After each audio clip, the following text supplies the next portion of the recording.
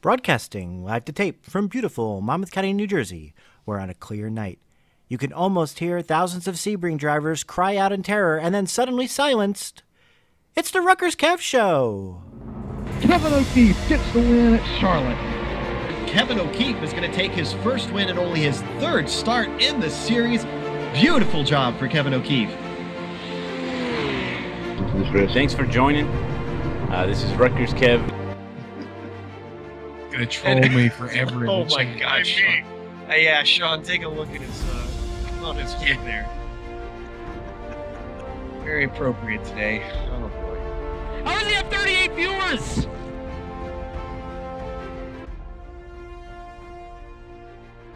The purpose of this podcast is to grow the hobby of sim racing, but specifically iRacing, because that is my sim of choice, the only sim that I drive.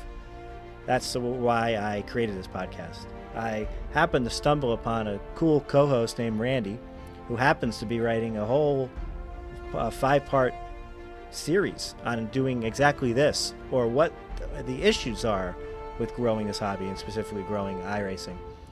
So you can find his articles on the Sim Racing Observer.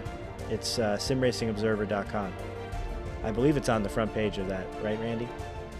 Yeah, I mean it's a article website. So basically, as new articles come up, old ones get bumped down to the bottom. But you can also find it on the iRacing forums. Right. Okay, so right, that's true, because who knows when people would be listening to this. So go to simracingobserver.com/week. Week 13 write-up. Yeah, but there's one of those dashes things in it. How do you explain that? It's week-13-write-up. Oh, it is dash. Oh, I was thinking like slash and dashes would be confused. I'm going to have the link in the show notes as well. Oh, that's just perfect. All right, so, I mean, generally, you know, the overall topic, and I want you people who are listening to have this in your head, you know, is what do we need to do to grow this service, to grow iRacing, okay? And as a subculture, we want to grow the hobby of sim racing in general, okay? So there's 5 parts to Randy's article. We are going to take it part by part, okay? Try not to get so focused in on the micro, okay, of the one specific part, okay? Think of the overall macro scheme of why we're talking about this, because we want to grow the hobby, okay? All right, so let's start. So part 1 of Randy's article is about the money issue. So I will let Randy just give the general topic.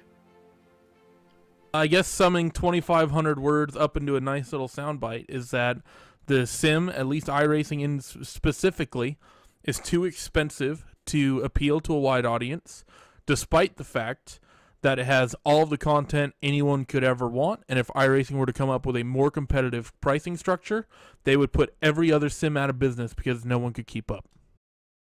And I want to get iRacing to where on Twitch it's at like a level of like a Civ 6 or something like that. You know, it doesn't have to be the top game in the world, but it's got to be, you know, much higher than where it is now. I think that's where I want it to be, right? So this is what we're talking about when we're saying that it's too expensive. Yeah, there's more people that consume sim racing content than what currently come on towards iRacing.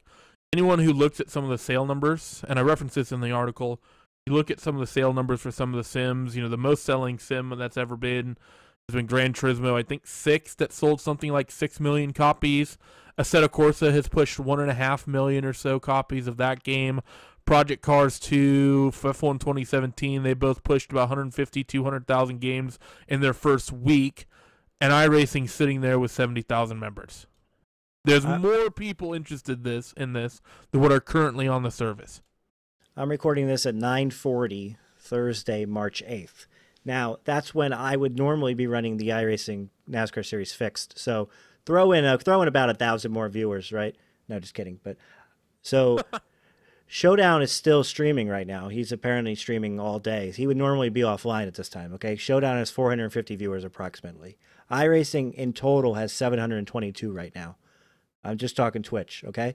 That puts, I mean, that's not bad. I mean, but it's mostly boosted all by Showdown. So that's more than games like Fallout 4, The Sims 4, Age of Empires 2, Super Mario Galaxy 2, and Well, Just if I can come NHL in, 18. I mean, I'm saying like that's the level that we're at. Okay, but you where mentioned it's boosted. There's four out of the 700, 450 are watching Matt, and there's 38 watching the next popular stream, which is a driver that nearly won the Peak Antifreeze Series championship last year.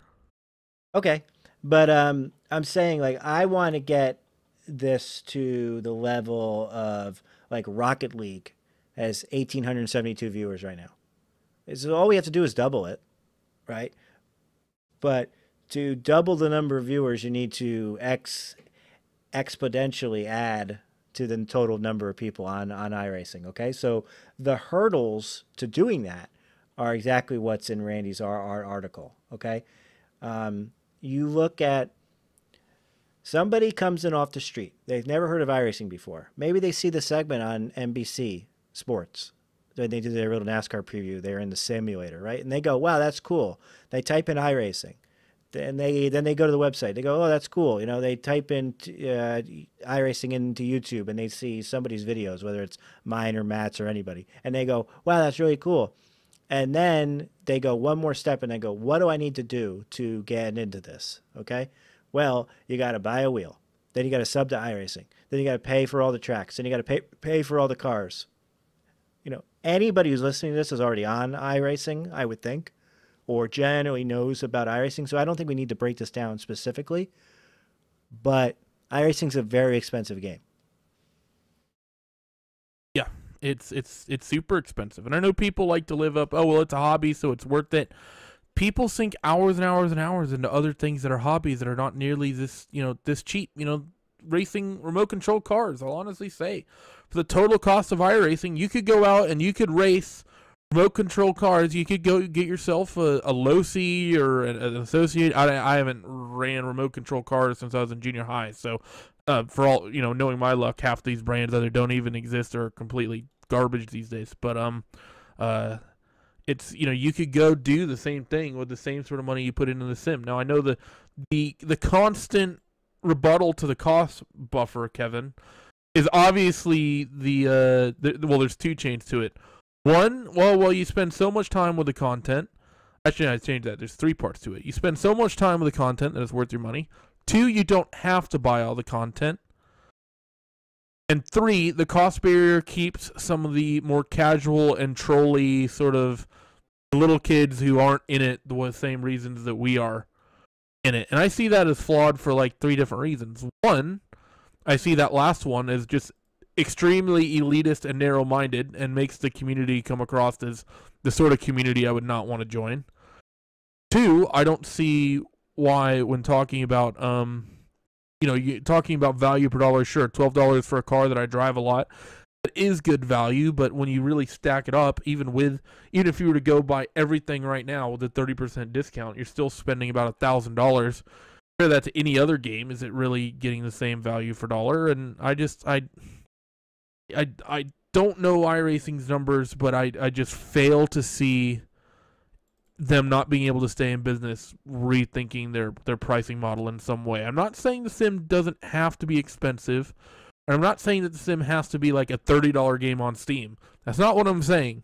I'm saying that they just need to come up and rethink their current pricing structure. Make it $100 and have a single player only that has AI, and then a $100 a year subscription that gets you the multiplayer. I think that would be very, very competitive, and it is enough of a price barrier to keep some of the people, because I will admit there are trolls that will come into racing games and wreck people. I think anyone who's ever played Forza or Gran Turismo has sort of experienced that.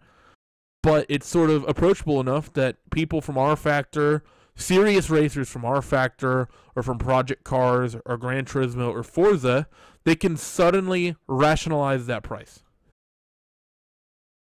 And, you know, I come at it from a NASCAR perspective. You know, my channel was mostly focused around the iRacing NASCAR series. So if somebody comes in, finds my channel, or they just find out about NASCAR on iRacing, and they go, wow, there's this iRacing NASCAR series where I can run basically half-distance races that match the real-world schedule in like really, really good races, because they look at my channel, they look at other people, they look at other people's channels. Wow, this is really cool, you know. And it's much better than any other game out there for NASCAR. I mean, just period. anything on console, anything. This is the way to go. Okay. So the argument where, although they don't have to buy all the content, that's ridiculous. Especially, do they have to buy road cars? No. Okay. So what's the cost of every single track of NASCAR and one of the cars and the sub for the year and the wheel? Let's see, $11 a track, $12 a track. How many track? It's 36 races. It's got to be 23. I mean, I'm just throwing that out there. 22, 23 tracks. So you're talking $200 right there. Pick a manufacturer. That's more another than that. $10. Yeah, it's almost $250. Yeah, you're talking $250 to run NIS. That's, I mean, how many seasons? And that's not even with the sub, and that's not even with the wheel. Yeah, that's not with a sub. That's not with a wheel. That's not with a computer, potentially. That's not with, some people, if they're not gamers, if we're trying to bring real racing fans into iRacing, that's not potentially with high-speed internet service. Because some people who are older, which there's no other way to say it, a lot of real motorsport fans are older people who may not be gamers traditionally. They may not have high-speed internet. There's a lot of old-school people out there. And a lot of gamers are young people whose parents are not just going to hand over $250 to them. Exactly. And so, but I don't know what the answer is, because you can't just change the pricing model. People like me, who have been in the service since January 2009 and are a member of the 100% Club, I mean, what are we going to get if people can just walk in and get it for free? I think you basically get told we have to change. We're sorry. We're trying to grow the sim in a different way. We're trying to push into a different market. Yeah, it's not going to, unless they're in danger of going bankrupt. I'm not saying, well, it's not even necessarily just that. It's not, a danger of going bankrupt. It's more of trying to get viewership and increase the marketability. Because, like I said, the overall goal of the articles was growing the sim, and specifically as an esport. And for me, for pushing it as an esport, you mentioned you want to grow this to the point where it's like Civ 6 or, something like that. One of the things I mentioned in this Money Issue article is the fact that there is a 1-to-1 correlation. There is a very strong correlation between the number of people that play a game and the number of people that watch that game on Twitch. Generally speaking, across the board, the more people that are playing your game watch it on Twitch. That's a hugely huge, that's such a big advantage for everything. That in terms of pushing the marketing for the World Championships, you think of the World Championships and the World Tour events that we broadcast at RacePod. Those are nothing more than marketing things for iRacing. That's all those events are.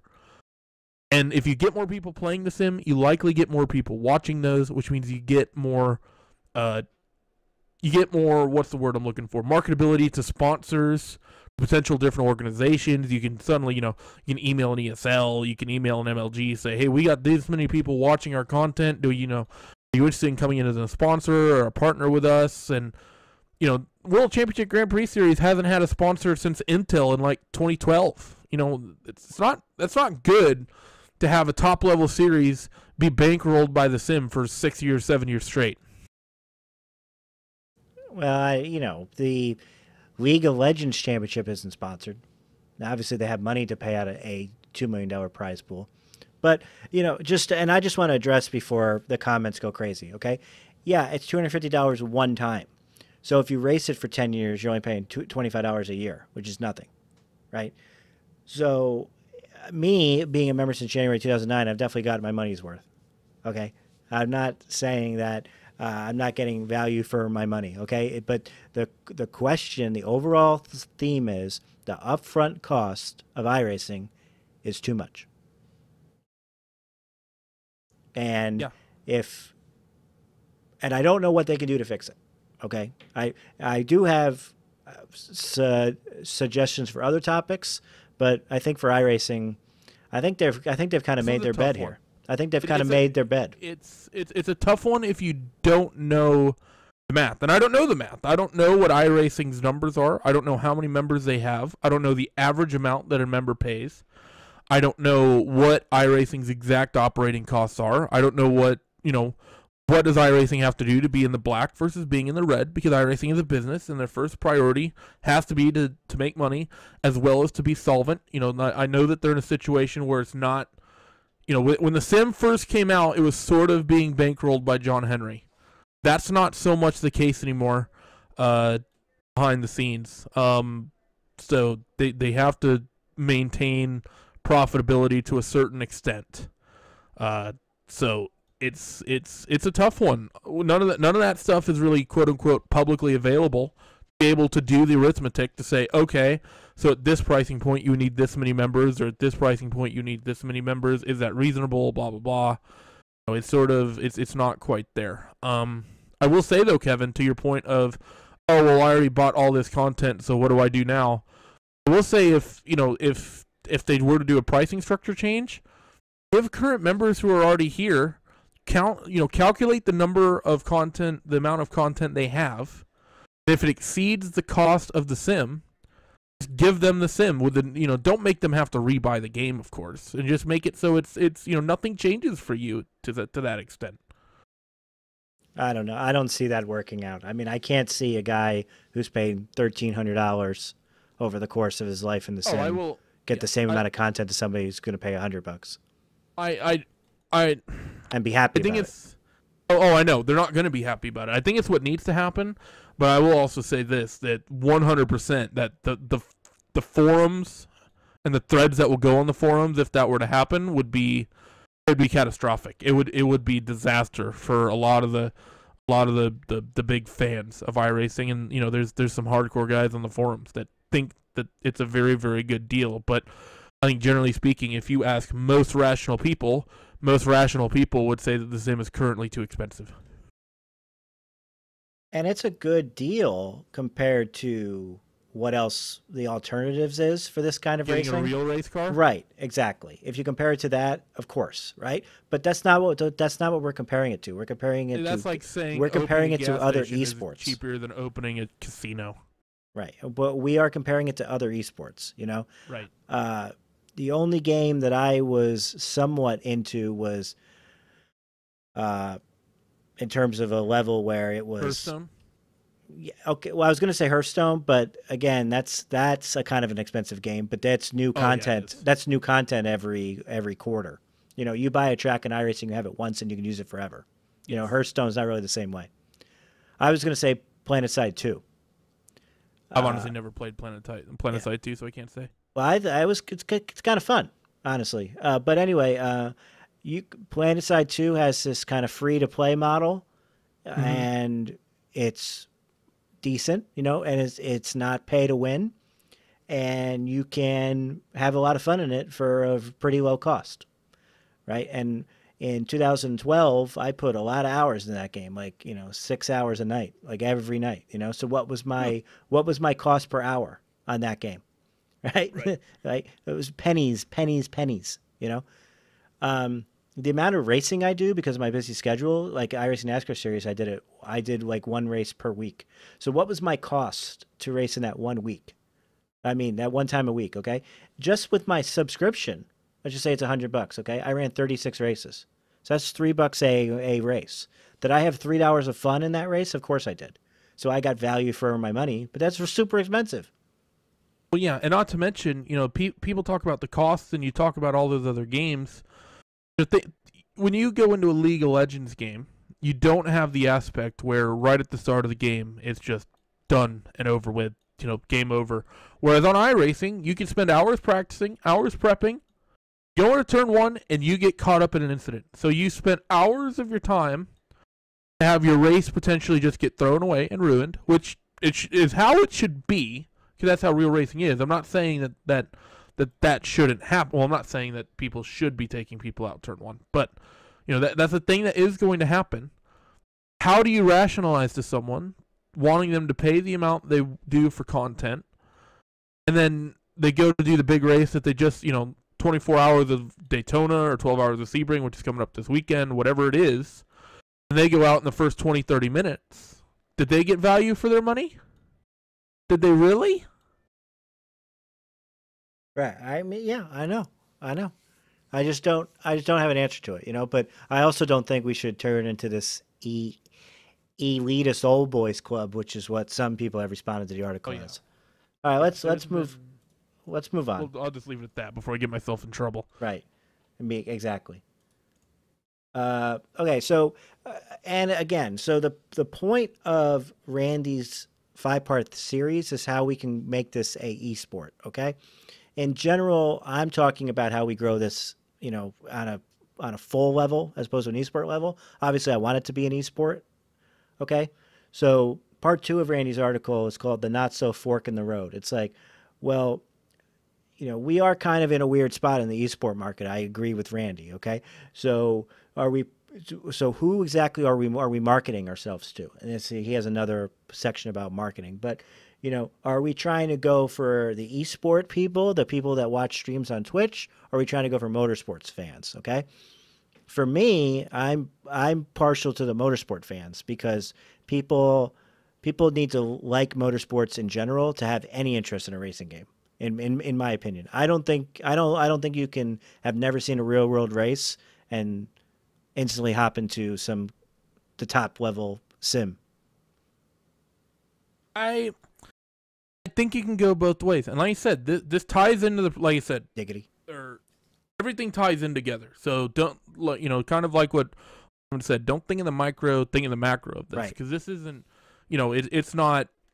This is a little issue. This is a bunch of big issues that are prominent to an overarching issue. One of the overarching issue is that motorsports in general right now, you know, older fans are pretty much the market, and most real racing series are struggling to attract a younger kind of viewer base. And I think there's 2 ways that could potentially be fixed. I think sim racing could be used to grow real racing. I really do. The young people love esports right now. They love being able to log on with their friends, play games, and do things, and create memories, and have fun. And I think that there exists that within iRacing. iRacing is a potential medium for that. Sim racing is a potential medium for that. There's just been no sim that's come along for one reason or another. Either it doesn't drive good enough, or it doesn't look good enough, or it's too expensive, or it's overly complicated with mods, or, you know, there's every single sim has had an asterisk. I think has really held it back. Now, you're not gonna get millions and millions of people, and I'll be the first to say, you're not gonna, you know, push this as an esport, and suddenly all the people that are watching League are suddenly watching a RaceSpot broadcast. That's not gonna happen.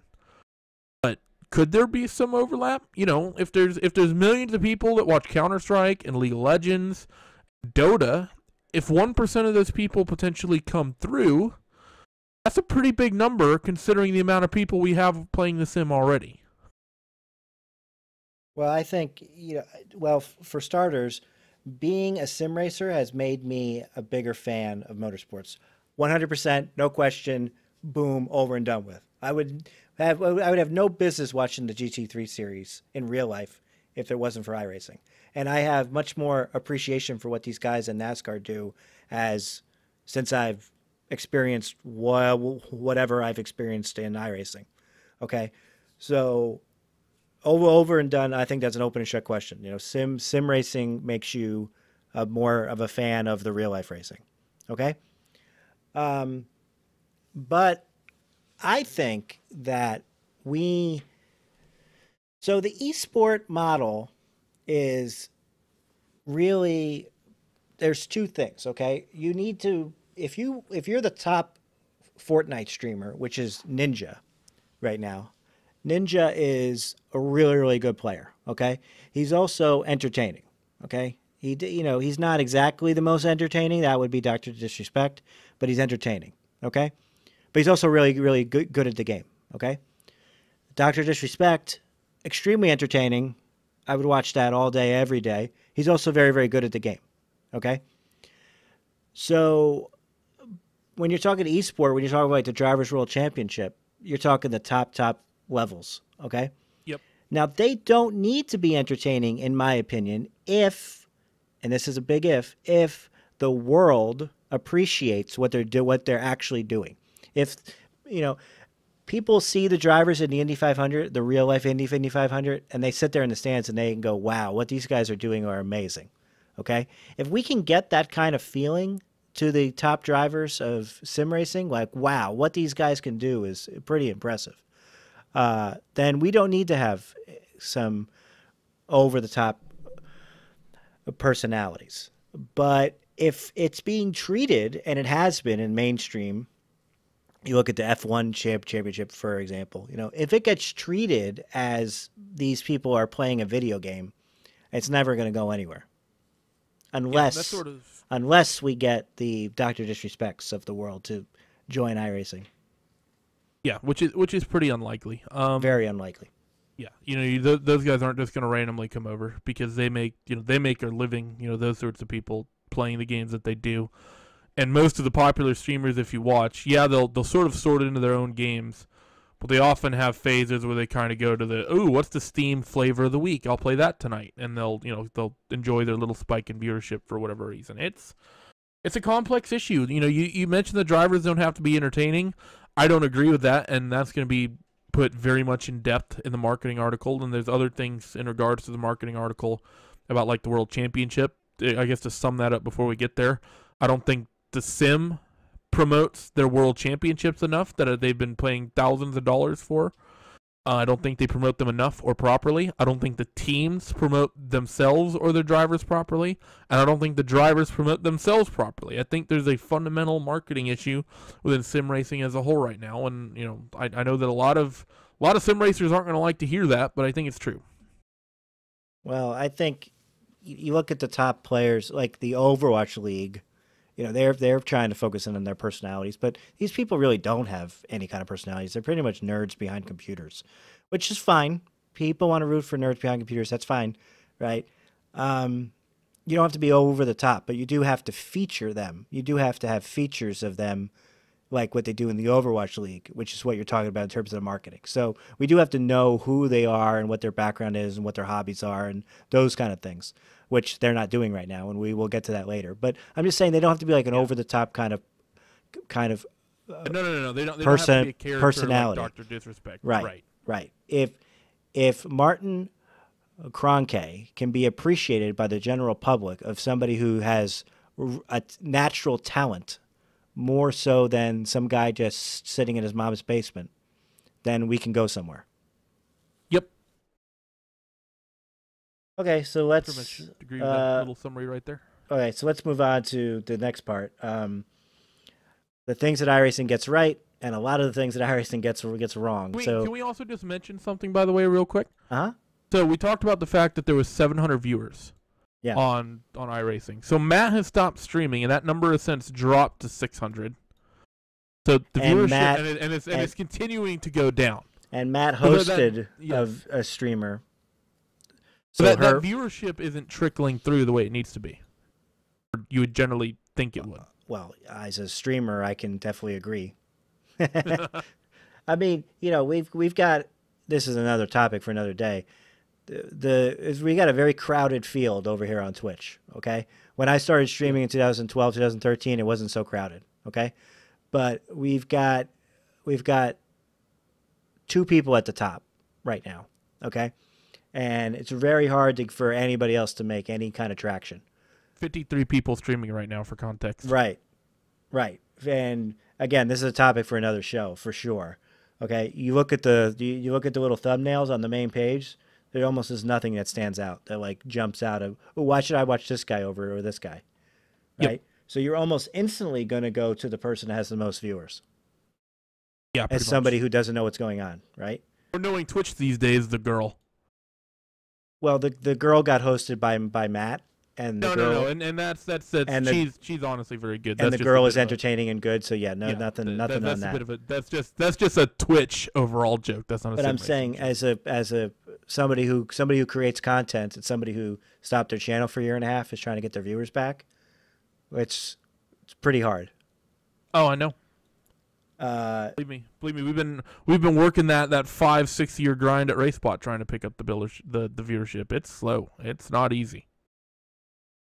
Yeah, I mean, and I'm not doing bad. I mean, I'm generally in second, third place every time I stream, which is a lot more than what other people are doing, Yep. Well, one of the things is, one of the titles to one of the streams, which is near the top, is let's get to 200 followers, so that's what we're dealing with here. It's a very, very small market. Yep. To be honest, it should be 200 viewers on the less followers. Well, that's true. Yeah, the guy in second place, whose name I'm not going to mention right now, he's got the ability. He should have more viewers than what he has. Correct. And I mean, I'll mention him in the next part because I mentioned his team by name in the article. In the mistakes, because that's next. Yes, it's in the marketing article. Yeah, so mistakes are next. Yep, we can go down mistakes. I think mistakes. What you want to do marketing? We don't have to go in order. We'll do marketing next. We need a little breather that everyone I think can agree with for part 3. All right. So iRacing has had a lot of frustrating bugs. Now, for me myself, I kind of laugh it off because I consider these things to be quote. Why me moments? No, I honestly don't. I consider them to be quote rain delays unquote. Right. So when you want to sign up for the big race and the servers crash, I kind of make a joke out about it. Right. So an example I have is when the Nürburgring came out, iRacing crashed. They couldn't handle it, right? So I made a stream, and it was a funny little stream, and I just looped videos of cars crashing on the ring for 2 hours, and we just kind of had fun about it, right? I kind of let the server issues kind of roll off my back, okay? Because I figure they'll get fixed, okay? But I will say I was not in the 24 hours of Le Mans when S hit the fan. I was not in the I was not in the 24 hours of Daytona when S hit the fan. I'm not in the World Championship Series that has the the standing starts. Hit the fan. Right. I mean, so I'm not. It hasn't really affected me to the point where I put my heart and soul into a race, and then I have a server issue that affects it. I guess that's a word, right? So I haven't really had that gut punch kind of moment. Even when driver swaps were first introduced, if you recall, the very first race with driver swaps, the car would come crashing from the earth. Body slam. Oh right. yeah, we missed that one. Right. Didn't forget, that was you and me, man. Right. You, right. me, Auntie, and Mike. Right, and that didn't happen to our car. We should have won that freaking race. I know. Ugh. I know. So exactly. So. That didn't happen to our car, so we really didn't have that. In me personally, I've not had the this is BS kind of moment with a bug, but I could definitely understand why people would have that. I do have the bugs I get extremely angry about, like more recently. These aren't even bugs; these are just simple mistakes that, like you say in the article, would have killed any other sim, any other game if they had a different pricing model. It's just the fact that we have so much invested into iRacing, we're not just going to leave over something like this. But when Road to Pro has single file restarts and no lucky dog, that's not good. Yeah, it's unacceptable. And the thing is that they're the sort of things that continually have happened. The sessions going is the big one. The Road to Pro, the lucky dog, that's the same issue of, okay, why was the season opener, the unveiling of the Blancpain GT Championship in 2016 for Monza, the very first race ever for that championship was a standing start. We've seen it's become a meme in the IndyCar community because it has admittedly not happened in a while, but it was a thing that would constantly happen where the Indy 500 would crop up in May, or the official seasons would come together, and then the schedule will come out, and, guess what? We're using the wrong layout of Indianapolis. And you guys might be thinking, what do you mean, the road course? No. I'm talking about the pit boxes. Because for those who are unaware, the IndyCar's pit entry, the actual commitment cones that you have to slow down for, are about 150, 200 yards further down the track. And when you're going 250 miles an hour off of turn 4 in an IndyCar versus 160, 170 off of 4 in a NASCAR Cup car. There's a pretty big difference there, which is why those cars use that. That's not acceptable, and it's the sort of thing that has happened for a long, long time on the sim. Yeah, I can recall examples like iRacing NASCAR series.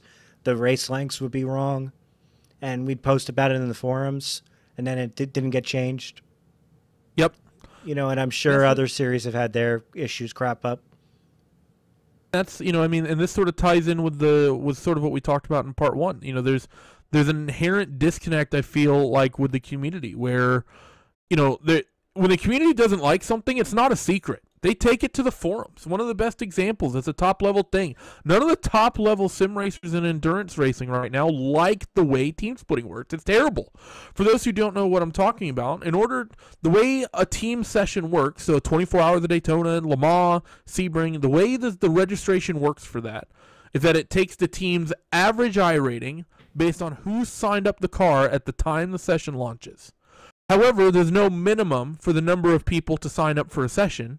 So basically, you can just have one driver sign up, and it takes that driver's I rating and puts you in a split. And what we've seen continually, both in the top split broadcasted races, is that you'll have groups of people who know someone who's a pro who probably has like 6, 7, 8, 9K I rating, who has enough rating to get them in the top split, and that high I rating person will not drive, but all the 2,000 to 3,000 I rating people will drive, and they're just nowhere on pace, and they're not interesting to watch, and more often not, they cause issues. One of the best examples was the very first 24 hours of Le Mans, that official race. There was a car who's the highest I rating driver on the team, who actually raced, had something like 3,600 I rating.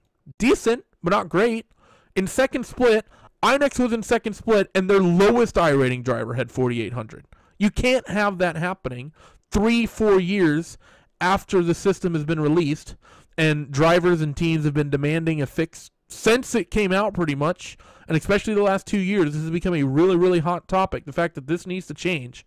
And it's been mentioned to iRacing, I know of, on at least 2 occasions, and both times the reaction was basically like, oh, what do you mean there's a problem? It's like, how do you not know that people don't like this, and that people aren't satisfied with it, and how can you not see that it's an issue? And it doesn't just affect the 200 people that are in the first or second split. It affects the broadcast as well. I mean, you guys are broadcasting these races for 24 hours. I mean, yeah. I didn't, because of the server issues for Le Mans, I didn't really watch it. But let's just take this year's Daytona, for example. The driving standards were atrocious. And it was because of what you talked about. First 4 hours of the race, we lost, I think, 9 class leaders. Right, and it just totally affects the broadcast. And also, not to mention, this doesn't just affect the top split and the broadcast split as well, because it works both ways. So while yes, you can have someone, we're a bunch of 2K I rating guys, and we're gonna have our friend, I rating McFarmy Face, who has 1 billion I rating, sign us up and get us in a top split. It goes the other way as well. Get a decent group of quick guys who are 4K, 4,500K I rating. They don't have quite the I rating to make top split with the way it works currently, because essentially every team just has their super high I rating guy come up. So unless you have 6K, 6.5K, you're not going to make it. And for context, my team put together for the Daytona 24, I believe the driver who signed up our car had 5,400 I rating, and we were in third split, not second split, third split. iRacing I rating inflation definitely is a thing in that extent, and it's sort of a separate issue that I'm going to talk a little bit in the community article, which I have not written yet. But you get people who are very, very good and are either high second split or mid-tier top split drivers, and they get someone who's relatively low-end I rating, have them sign up, and they can just go down and raffle stomp a 12-hour or 24-hour race. That's been complained about as well. So the fact that it's it's an issue on both ends, and it affects everybody. And then if you want to talk about issues, that don't get addressed, how about splitting of the classes? I mean, that's finally sort of gotten fixed. Well, I didn't see anything about it getting fixed, but no, the current way it works is the fix. Well, are you talking well, about like the fact 24 hours of 24 hours of Daytona, some bottom splits, and I'm not saying the very bottom splits had only GT cars in them. Right, so that actually is the fix. That is as intended, and you hear that, and you're like, Randy, what the hell are you talking about? So the reason that it works the way it does now is that with the previous system, whatever the sim would do is the sim would say, okay, we have this many splits. You would wind up with only like two cars in a class. Yes. So it's better overall for everybody, because you can't have a situation where you have, for the top split of a broadcasted endurance race, that there's only 2 prototypes, or that there's only 3-4 GTs because it's the unpopular class. So what iRacing changed is they stack those cars into the higher splits, and then what they try to do is make the upper splits as even as possible, and then it gets, basically everyone else just gets GT cars, because the GT cars are the most popular road cars in the sim right now, except for maybe LMP1, which are going to be popular for about a week, and then people are going to hate how complicated they are, and they're going to go back to GT cars, but that's another point entirely. So it is the fix, and honestly, I know that the lower split guys want to race with prototypes, but I don't think it's fair to expect prototype drivers to do races with like 3 drivers in them the entire 24 hours, or 3 opposing teams. That is, that's just completely kills it in my opinion.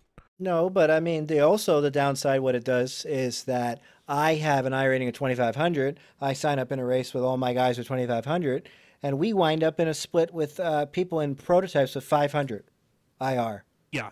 And I'm in the slow class, they're in the fast class. It just leads to disaster. Yeah, it's a lot of people like to judge safety rating by a driver, or they like to judge a driver by safety rating. Honest to God, real answer is that the best synopsis for a driver is not only skill level and pace, but his consistency as well as I rating, because you can go out there and time trial your way to a pretty good safety rating. In order to have a high I rating, you have to go out, you have to be decently quick, and most importantly, you have to finish races consistently, and because if you don't build it. So to see people, I don't like to throw out the idea of an I rating cap, but at the same time, when you're talking about telling your losers, talking about telling your users to commit to a 24-hour or 12-hour race, telling them that there's a certain, there's a minimum level of competency that has to be achieved in order to partake, I don't see that as a bad thing. Well, even, there's other answers. If you have an I rating of under 1,000, you have to be in a split with anybody under 1,000.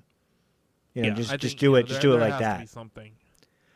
But that's not really a bug. I guess that's more of a feature. Or give those lower tier drivers, make it something for them to work towards. I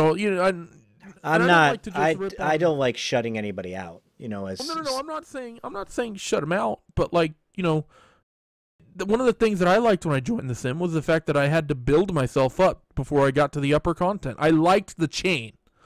I don't have that anymore because I'm pretty much A or B class across the board these days. But you scrub.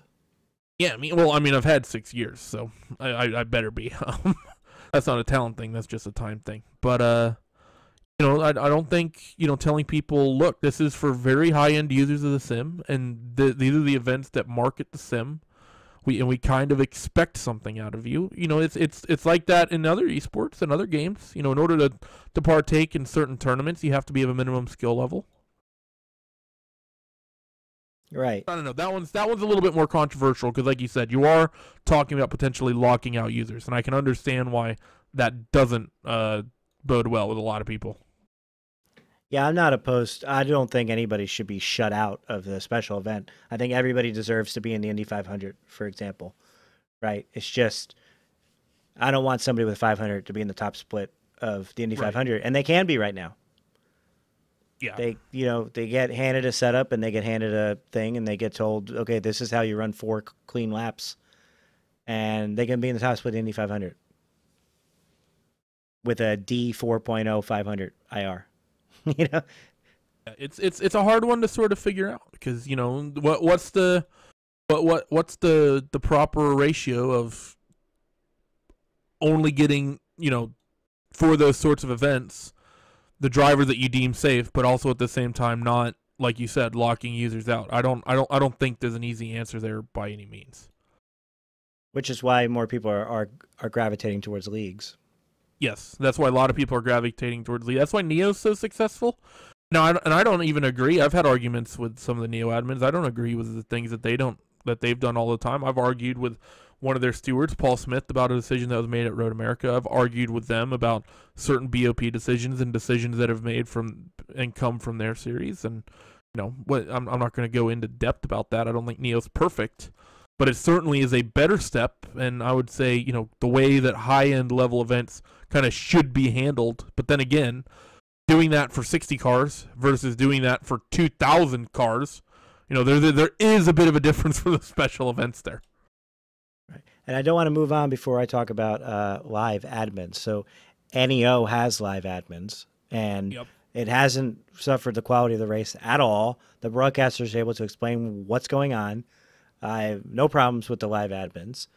Now, I don't know much about how the World Championship used to have live admins and now they don't. So maybe you can fill me in on what happened there. iRacing basically decided their system was sufficient enough and has pulled the live admins. It's an atrocious move. So how many live admins did they have? There was usually 2 or 3. Give me an example of a live admin issuing a penalty that affected the outcome. Well, it's happened a couple times, especially the NASCAR PK free series is a big one because that championship has restart rules, or it had restart rules, meaning that as a driver, when you got on the gas pedal for a restart, you could not change lanes before crossing start-finish line. There were several penalties dished out in 2017 based on that. Yeah, I didn't know that. In the Blancpain GT World Championship, an incident limit was introduced, and it worked a little bit differently than it does in officials. So in officials, you hit the incident limit and you're gone. The way it worked in the World Championship is that you would hit the incident limit and then you would get a drive-through penalty. And that's how NEO does it.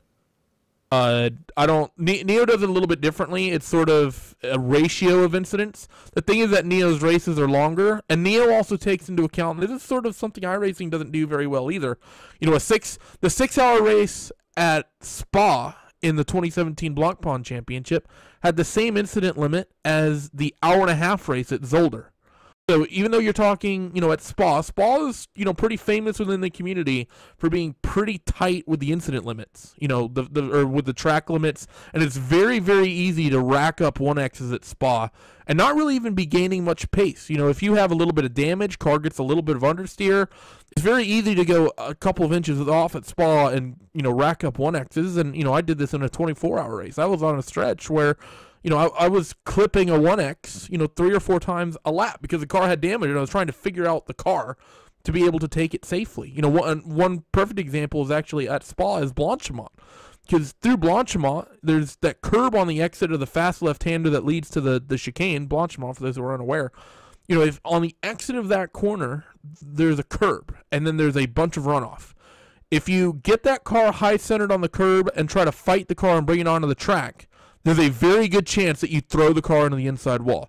So what do people do? If they get it a little bit wrong and they push wide, what are your options? Do I take the risk with the curb and try to potentially spin the race, a spin and end of my team's race, or do I take a 1X? That's sort of obvious. So who were the live admins? Were they just members, or were they actual devs? No, they're iRacing employees. All right. So do you think they got paid to be admins? Yeah, I know they got paid. They're employees at iRacing and they have other jobs. I don't know if did they get extra? Is what I'm saying. I think it was likely within their job descriptions. Like I said, anyone who's within the scene knows who they are because they're active. But I don't know what the rules are in terms of making that public. So I don't want to say it's these people and potentially cause a witch hunt. But right. It's well, I'm just. I would say that anyone who is prominent enough or been around the community enough, you could probably throw out a few names, and probably be like 2 for 3, if not 3 for 3. Sure. So I wonder, I wonder if this was strictly a cost-benefit analysis going to what we talked about in part 1, if they did this to cut costs. Well, those people still work at iRacing, right? But maybe they have to work on a Saturday. Maybe, but yeah, I don't know. I feel like that should be tied in with their cost anyways. And even then, at the same point, with this being your big world championship, pick one: Blancpain World Championship GP Series, NASCAR, and now 2 World of Outlaws plus Rallycross. Shouldn't that be kind of factored into the operating costs? And not to mention, a NASCAR race is a couple hours. Blancpain is 6 hours at max. World Championship Grand Prix Series about 2 hours.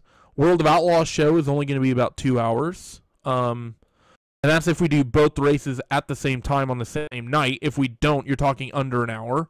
Red Bull Rallycross is going to be probably about a 40-minute show. Is that really so much that it's can't be priced in? I'll put it this way: knowing the amount of money that I do for broadcasting those series, and this isn't me complaining about how much money I make, because the market is small, and I understand why I make the amount of money I make. But to the same point, is a broadcaster more or less important than a live admin? That could be argued either way. Should they be making about the same amount of money? Maybe, maybe not. But who is more important? And knowing my kind of market rate, if they were making the same amount, which they probably weren't because they are iRacing employees, it would not have been prohibitively expensive enough for iRacing, I think, to continue. Okay, so let's move on to the marketing. We'll let you take it a way. I will say, let me just say my piece, and I will let you just have fun. Okay.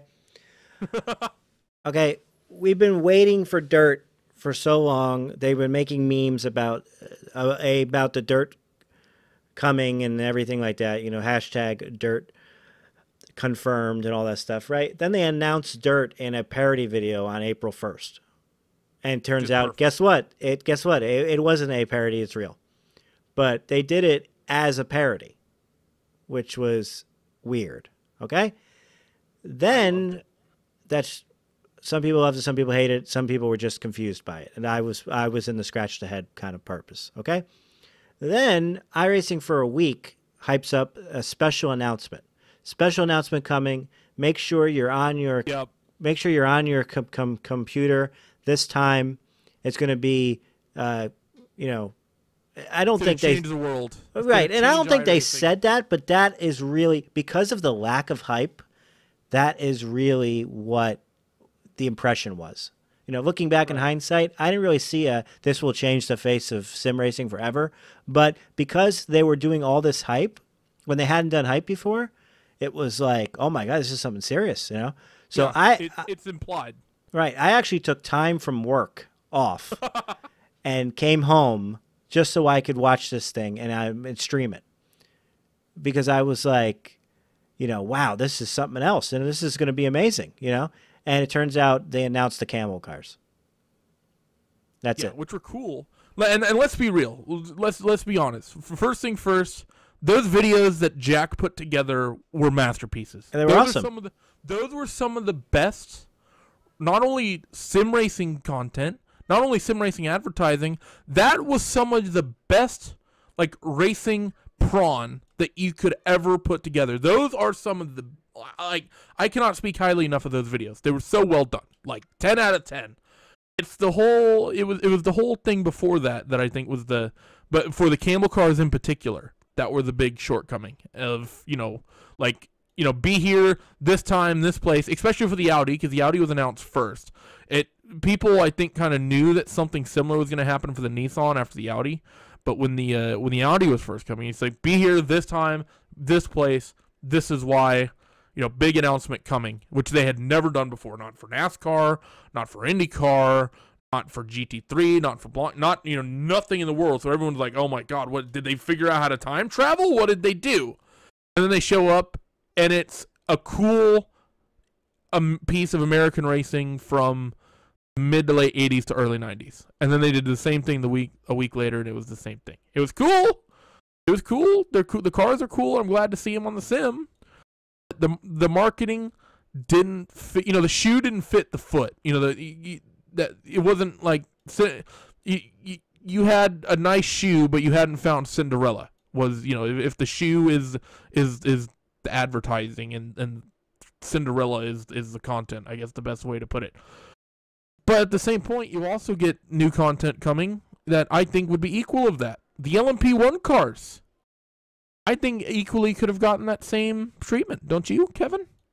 Right. I mean, Or are you just gonna let me rant? No, I mean, the LMP1 is now a retired car, and that has just as much history as any other car. I mean, how many times in a row did Audi win the 24? I think they won 16 times. I think Porsche technically has more at 18 or 19 now.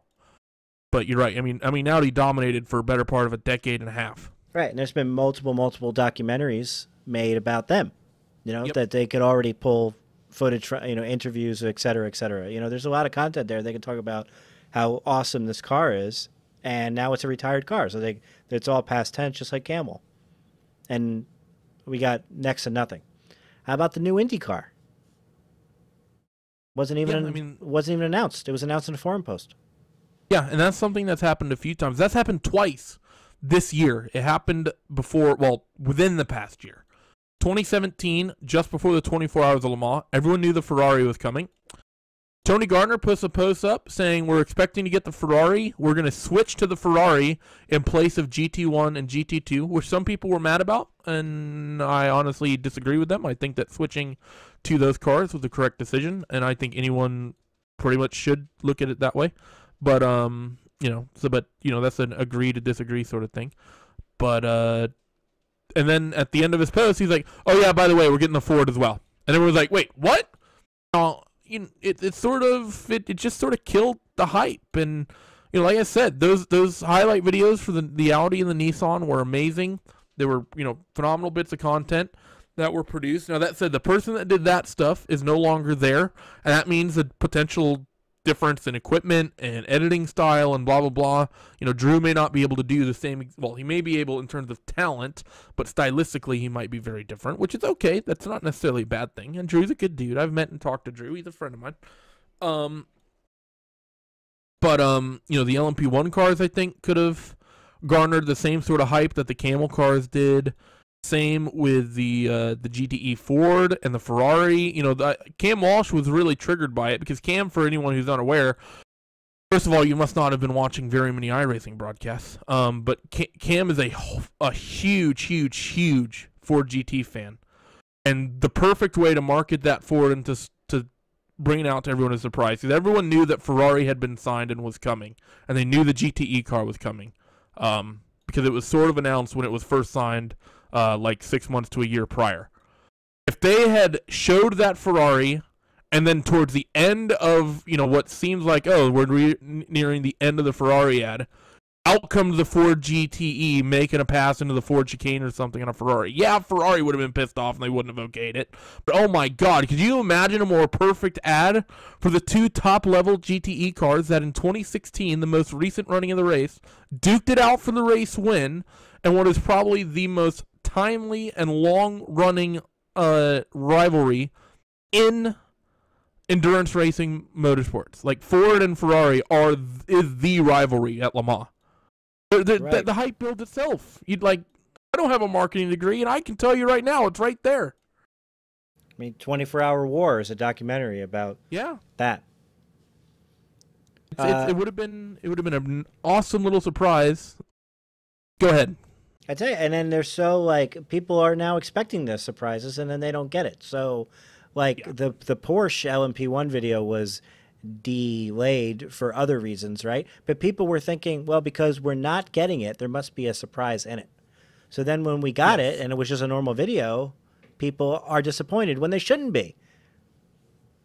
Yeah, it is one of those things. iRacing sort of put themselves in a box where they've done a lot of these little surprises for a long time, and like you said, they kind of expect it.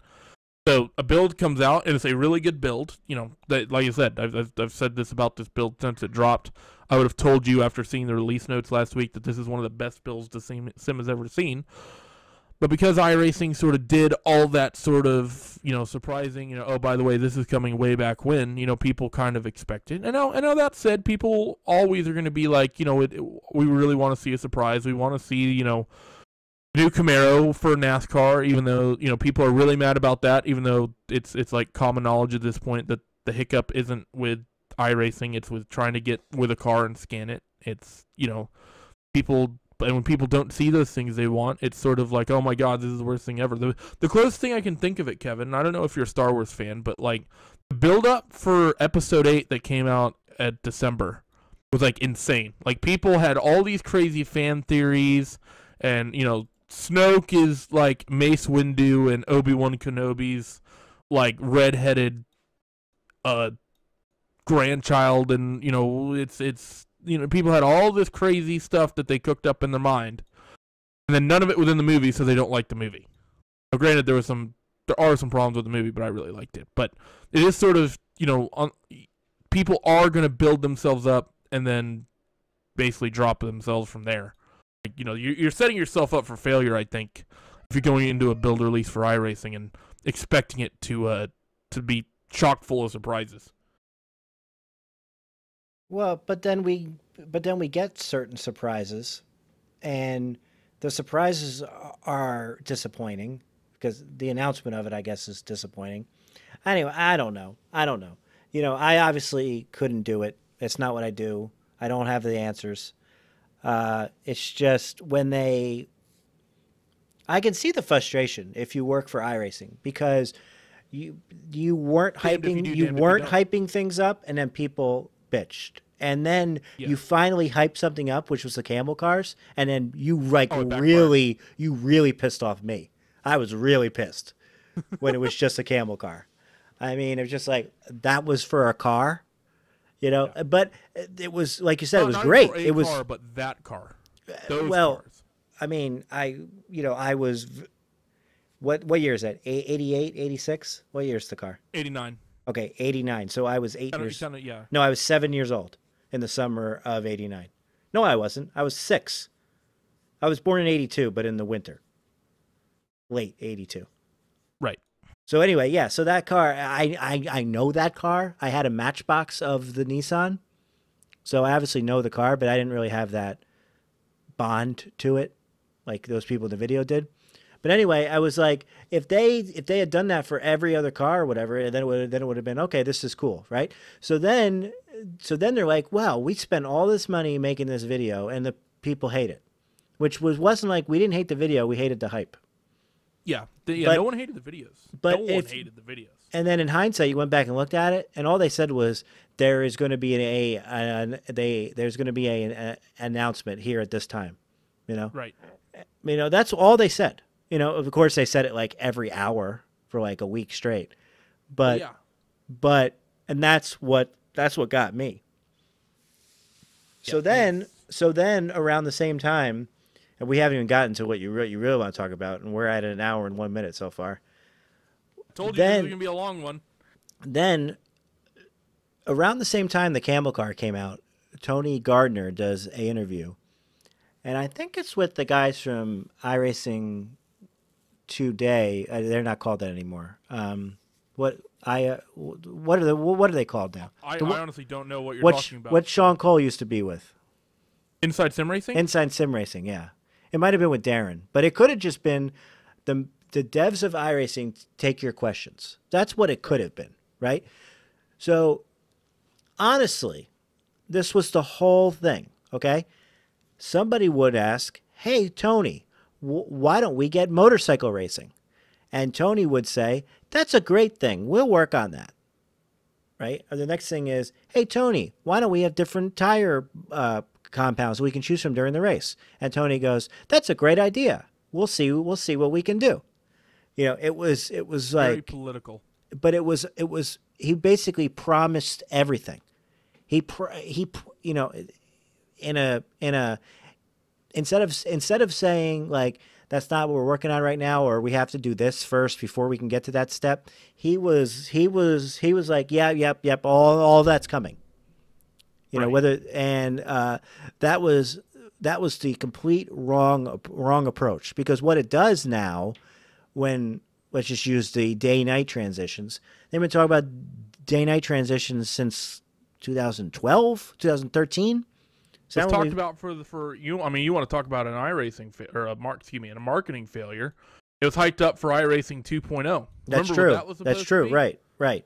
So now when we finally get day-night transitions, I can see people being ho-hum about it instead of like mind-blowing, groundbreaking, right?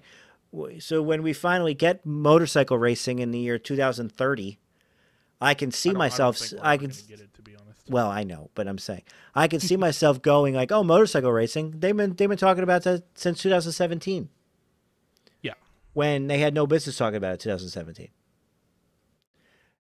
That's just, you know, it's just what they do, you know. And I would love them to say like, well, that's not what we're focusing on right now. Like karting. Like, people ask for it. There's a market People there ask for it. sure. Do you remember? This is going to go back. This is going to go back to 2013. But you remember on the general discussion forums, it may have been Steve or Tony, but they posted that picture of a tire. Right. Yeah. You know what I'm talking about? Yeah. Yeah. And anyone who's ever seen a car, or anyone who knows anything about cars, initially looked at that, and they're like, "That is an odd-shaped tire for a car." And then the valve stem. For those who don't know what a valve stem is, it's the thing that you put air into a tire with. You know, the thing that you connect the pump to the tire. That's called a valve stem. You know, they're only, you know, about probably an eighth of an inch, quarter of an inch, no, probably closer to an eighth in diameter, and an inch or so long. But that valve stem was incredibly large in comparison to the rest of the tire, meaning that the tire was in a very, very, very small diameter, which could only ever mean karts. So that was 2012. We're now 2018, and there's sort of been nothing, at least publicly. I remember So there being an alpha picture of them in a cart. There's it's Now, I'll just say obviously, I can't say things. there's challenges for them making carts, and iRacing doesn't want to fake things. They want to do things Right. to perfection. So that's the reason why we don't have carts right now. Okay. Right. But when somebody asks the dev in a podcast about carts, they shouldn't say, you know, That's a great idea. we're working on it, and like and with like a little, you know, nudge nudge wink wink, because it's just like, you know, keep subbing for another 6 years. I promise you'll finally get it. Yeah, it's you know, and I understand because Tony's in a hard place. You know, everyone kind of knows him as Loose Lips Gardner, and they sort of want all the spoilers to come out for all this stuff. You know, because people want to hear that the stuff they want is coming out. Is really the honest to God truth. It's just and they want a reason to keep their subscription when nothing is coming out. You will get builds sometimes where the whole build is oval, and the road people are like, well, what's the point? And then you'll get builds where the whole thing is road, and the oval people go, what's the point? Right? So Tony has to keep them engaged somehow. Yeah, and it's pretty rough. All right, Randy, have fun with the What? World Championship Series, and go. So the main point of the article, the main point of the articles, and Kev will be like, yes, is, you know, building it as an esport. And I talked about marketing. It was sort of the marketing super article. I don't think Kevin has read it. He's basically reading the Spark Notes summary that I put in every single one. But you know, I've sort of divided that article up into 3 chunks, Kevin. I think we'll start with, first off, iRacing.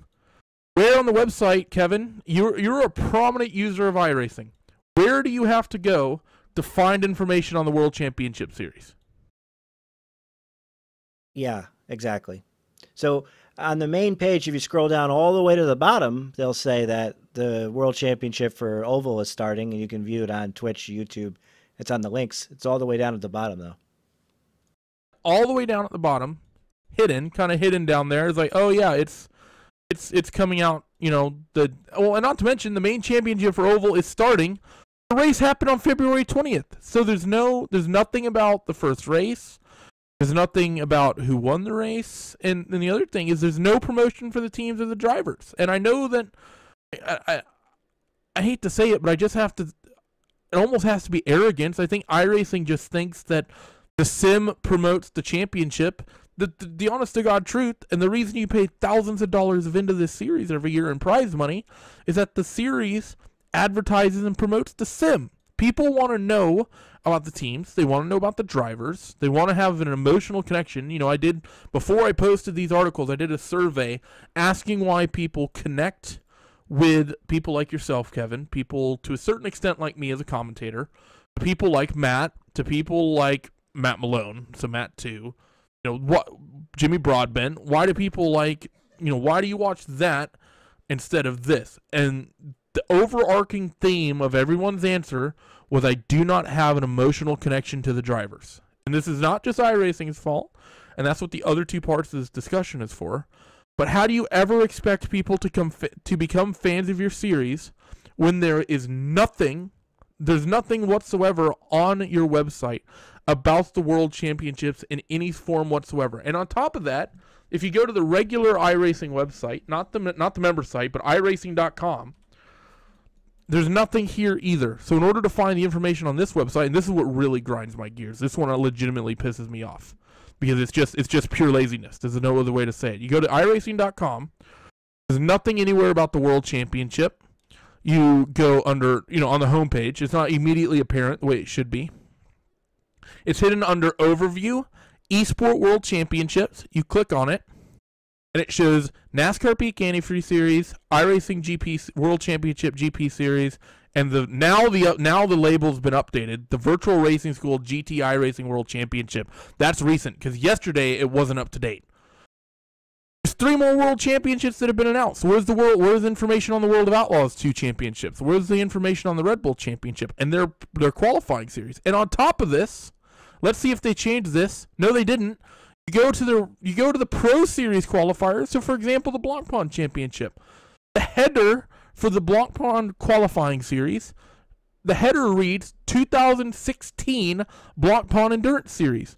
Blancpain is no longer the sponsor, and it's not 2016 anymore.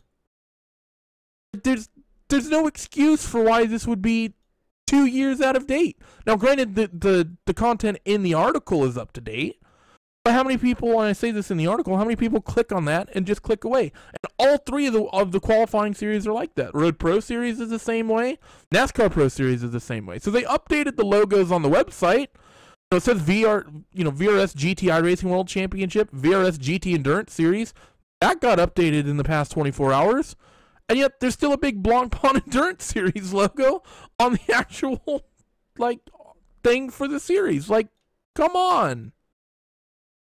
If you go to the overview, the third one from the top is the original eSport racing game. Okay? But then at the very, very bottom, under everything else, is eSport World Championship. Okay? So people, if they're going top to bottom, they would click on that first. So the original eSport racing game, that sounds pretty good, right? It says that there's 3 cash-paying professional World Championship series in 3 different racing disciplines: NASCAR, Grand Prix, and Team GT3 sports car racing. No. Yeah. There's not anymore. That's out of date. And you go down and you click, you don't click. If you look at all the pictures, this is sort of it's all stuff from the winners getting their trophies. But it's oh, hey, now, and it's all NASCAR, by the way. This doesn't say anything about the bias towards maybe one of the world championships. There's a picture Ryan of Gregor. Luza. Yeah, there's 1 picture of Gregor and 6 pictures of NASCAR champions. Now, granted, Gregor won 5 in a row. That is, a thing that has to be sort of talked about. But they really have like press conferences with Gregor though. I mean, they kind of do with the NASCAR guys. No, they don't. No, you basically just get sent the check and you get sent the trophy, and that's kind of the end of it. And that's the thing. It's there's no promotion of the series. There's no highlight video for the big things that happened in iRacing in that year, especially for the iRacing content. So the Sim Racing Observer, Jake Sperry and Bo Albert and Connery, I presume, was involved as well. They got together and they did a bit of a highlight video about all of the big things that happened in the sim, and it was mostly things from the World Championships, from some of the big endurance series, from things like the VLN. There was some NASCAR clips in there. Granted, Jake is very, very much biased towards road, so there wasn't as much as I would like, and I've been openly critical of that, so it's okay. But where is that is content that should be coming from iRacing, because that's promotion for you. People aren't going to promote you for free. You have to promote yourself. You can't just expect everyone else to kind of stand up and be like, oh yeah, this is us. And it's iRacing is I know, given my situation as a broadcaster, that there is a very, very, very real conversation happening at the iRacing office about why there's no viewership for their stuff, about why there hasn't been a viewership gain in 5 years, 6 years. How do they expect to grow their viewership when there's virtually either no information or outdated information on their website? Yeah, other than to make sure that a referral code works, I can't recall the last time I ever went to all the iRacing main website. The only thing that ever pops up there will be when the World Championships are being broadcast. That yellow bar will pop up on the member site that says such and such is being streamed live. But there's so many things that get streamed to the iRacing official YouTube page. You know, that yellow bar pops up 7 days a week, practically. Well, yeah, that's another issue, and I brought it up with the GSRC guys in the interview I lost. You know, there's too much right now. There's nothing, like you say, there's nothing that makes the World Championship stand out over anything else. Right. Right? And if you subscribe to all the broadcasters, okay, RaceSpot, GSRC, the iRacing main account, and even some of the middle tier broadcasters, your sub feed would just be filled with races. Yep. You know, and there is absolutely nothing that says, hey, there's nothing instantly that jumps out that says, hey, you should watch this race because it's the best racers in the world racing for $10,000. Yep, I completely agree. It's nothing jumps out. You know, I'm pretty biased, but I think the coverage for the championships is the best in the market. I think RaceSpot puts on the best show, but you can't just rely on the broadcast. That's not the only thing that builds your so what am I worrying? That's not the broadcast doesn't build that intellectual property. There's more that goes into it. You know, that doesn't sell it. You know, what really it's you have to push it in multiple ways in order to really, really support it. And it's just iRacing. There's simply put been a fundamental failure for that. I've learned more about the World Championship from RaceSpot's little team previews they've been putting on. Is that anything that you guys are getting paid for extra? That's not us. That's Johnny Simone. Right. That's not RaceSpot. That's actually, yeah, that is a good point. It's on Johnny's channel, not RaceSpot's channel. To answer your question, no. Right. Yeah, I didn't know the story about Cronk until I heard the show. Well, that would be something. I mean, the investment there has got to be really small. I mean, put on a preview, and pay you guys whatever your rate is per hour to make like a preview show. There's been sort of discussions for things like that to happen, but it's never really entirely panned out.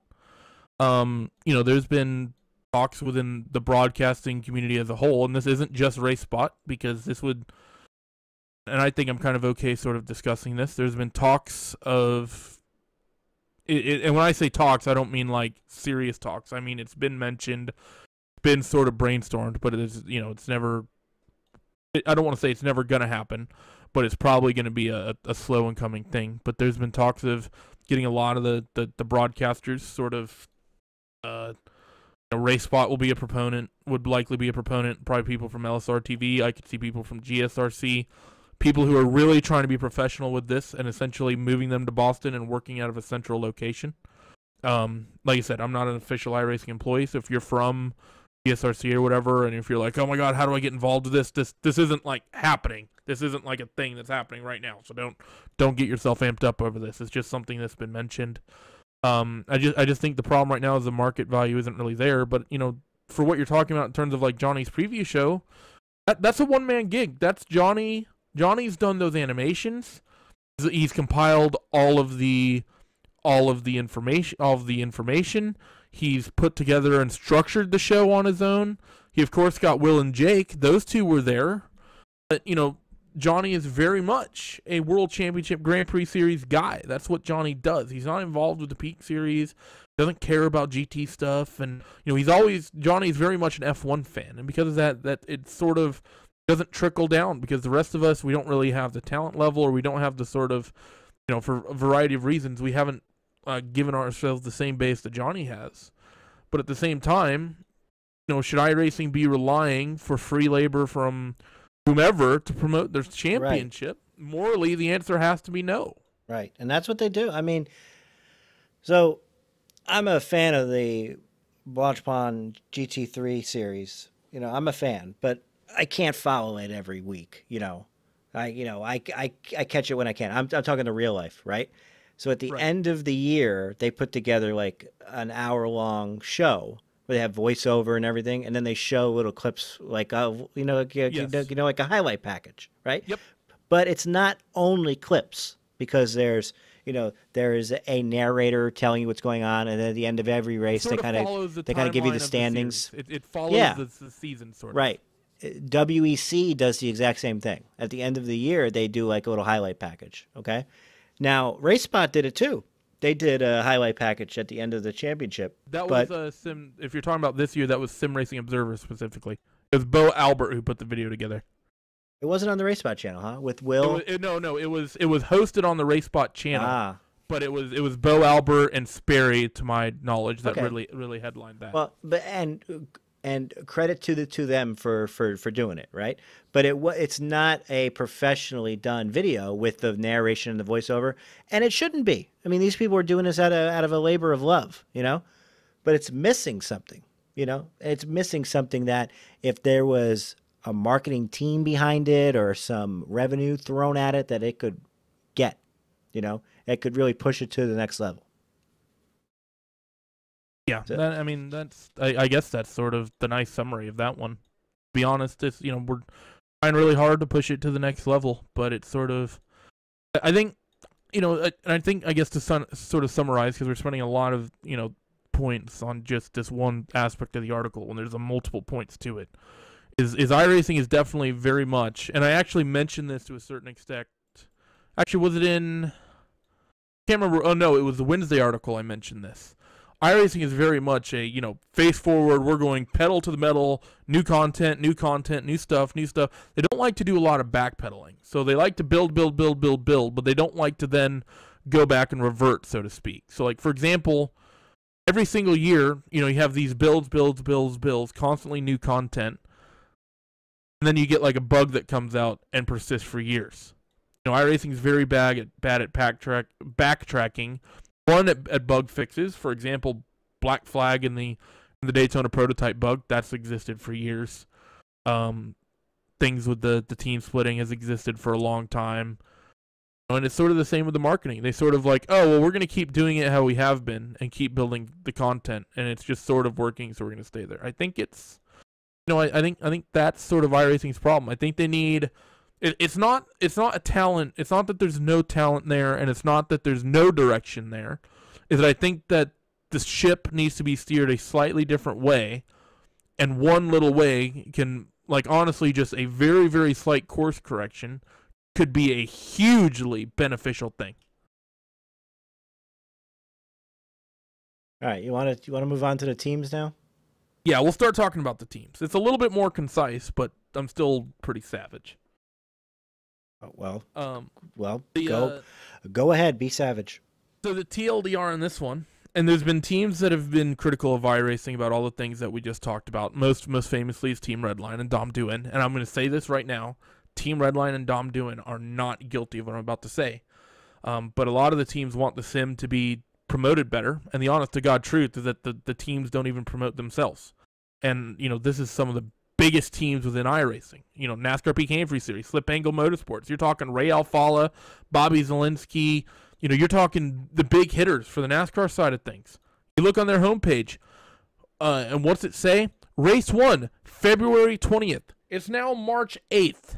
Well, it was March 7th last night. I haven't looked at the Slip Angle website. VRS Coin to Sinsport. Mitchell DeJong dominated Friday Night Dirt Night for 11 weeks straight. Only took a week off because he had to prepare for the Blancpain GT Championship season opener. Nothing on their website talks about that. Nothing on their website talks about, a preview or a precursor to the Blancpain Championship or to the World Championship Grand Prix Series, both of which they have drivers that have won championships there. They don't have any article after round 1 of the Blancpain GT Series. Same with multiple other teams on the road courses. Same with a lot of the dirt teams. There's a fundamental failure within the team environment for the drivers and teams. As much as they're like, we want this to grow, we want this to be big, to be big, to be big, to be big. Well, guess what? If you want to get it to be big, you have to do some work yourself. And your little organizations, they can't just be, you can't have information going 3 weeks to a month out of date on your website. You just can't. It has to be more current than that. There are some teams that do it well. like I said, Team Redline honestly do marketing better than anybody, because as critical as I am of them signing real-life drivers just essentially for the publicity stunt effect, they've done fantastic work generating publicity for them, and Dom Doon is in a really interesting position with that team and Team Redline, and they're in an interesting place in the market. You know, even though they haven't been as successful in iRacing as much recently, they've still been they're still very, very relevant in the market because of how Dom marketed that team. And there's just been a fundamental failure, I think, for the teams to kind of do that as well. I think it just goes back to what we talked about before. There's no incentive to. I mean, what you say about, you know, they need to do this to market themselves to grow, but I mean, these guys are working guys, I assume, with full-time jobs and families, and they just happen to be able to drive fast. Now they're supposed to be able to manage a team page. You know, it's like, you know, it's iRacing again, just asking too much from their members. No, that's not iRacing. Regardless of iRacing, the teams have to be able to promote themselves. iRacing cannot promote the team and cannot. But like, yes, if there was a central news page that maybe these team pages can link to, instead they have to pretty much make their own articles. Right, but at the same point, the team pages should be where you get the in-depth information on your teams, on the drivers, on their performance in the championship, because iRacing can't cover anything. That's true. That's much true. like RaceSpot. You know, there's been complaints, most notably from the NASCAR Peak Antifreeze Series group. There was a little bit of a mutiny sort of cropped up against RaceSpot last year from a number of the NASCAR teams and drivers. And, you know, one of the big problems that a lot of the Peak drivers or yes, real those okay. drivers. All right, Peak you drivers. said NASCAR, so No. Well, I meant Peak drivers. Okay. A little bit of a mutiny. They weren't entirely satisfied with some of the coverage, and that ranged from commentary, and it ranged also as well to where they didn't think they were being marketed efficiently. Problem is, for our position at RaceSpot, we can't market 40 cars over a half-distance long NASCAR race. There's not enough time. We can't talk about everybody. We can't go down to everyone's little biography. Granted, they had some legitimate ideas, that a lot of those ideas were implemented into this season. One of them was tested out, and we currently have some tech issues from us carrying it over the way we want, but it's something we want to involve. But we've also involved some new things as well, including some picture-in-picture stuff. Like you've seen some, you know, drivers have their webcams running and streams running where you can see onboards, which are much more live than they ever used to be, thanks to some technology that we've gotten at RaceSpot and found out about. You know, the teams themselves have to push themselves because the teams have sponsors. It's not iRacing's job to sell Coanda sponsors. Well, granted, Coanda sponsors VRS. Now VRS is a sponsor for iRacing, so you can make that argument. But it's not iRacing's job to sell Fanatec for Team Redline. It's not iRacing's job to sell SimCube for Team NX. It's not, you know, those teams have to do it themselves, and they have to promote their own drivers themselves. It really is that simple. And the drivers have to have a part of that as well, and they have to definitely pick up some slack. But you know, that's sort of going to be the next point. But and the other point that's really big, that teams have this really weird sort of atmosphere right now of no matter what, our drivers are the best. They've worked really hard. They're really good right now, and everything's going to be really, really awesome in the future. You know, there's that sort of mindset, and there's no real development coming from the teams. And the example I'm going to use is Friday Night Dirt Night. Mitchell dominated Friday Night Dirt Night. And this isn't, by the way, when I say there's no development coming, I am not talking about speed whatsoever. I'm not talking about lap times. I'm not talking about any of that. I'm talking purely of on-track performance in terms of racecraft and consistency and getting your sponsors out there in a positive light. Two drivers were easily, probably more often than not, the second and third quickest drivers to Mitchell in that championship by far. And that's Sindre Setsas and Stilian Chipolewski. Sindre from Team Radicals and Stilian from Apex. Of those, even though those two drivers were probably easily the two second and third quickest drivers in the championship, they only podiumed 3 times each. So a total of 6 podiums between them. And 3 times, I believe it was Sindre failed to make the top 5, and 6 times Stilian didn't make the top 5. And they were consistently getting in the lap 1, turn 1 incidents. So what was happening is, yeah, this Radicals Online car that's being driven by Sindray, or this Apex car that's being driven by Stillion, they're very, very fast. They qualified well. They may have won their heat race. But turn 1, lap 1 of the main, they see an opening to maybe go for second place or for third place instead of just sitting in third and fourth. So they make it 3 wide and cause a lap 1 pileup.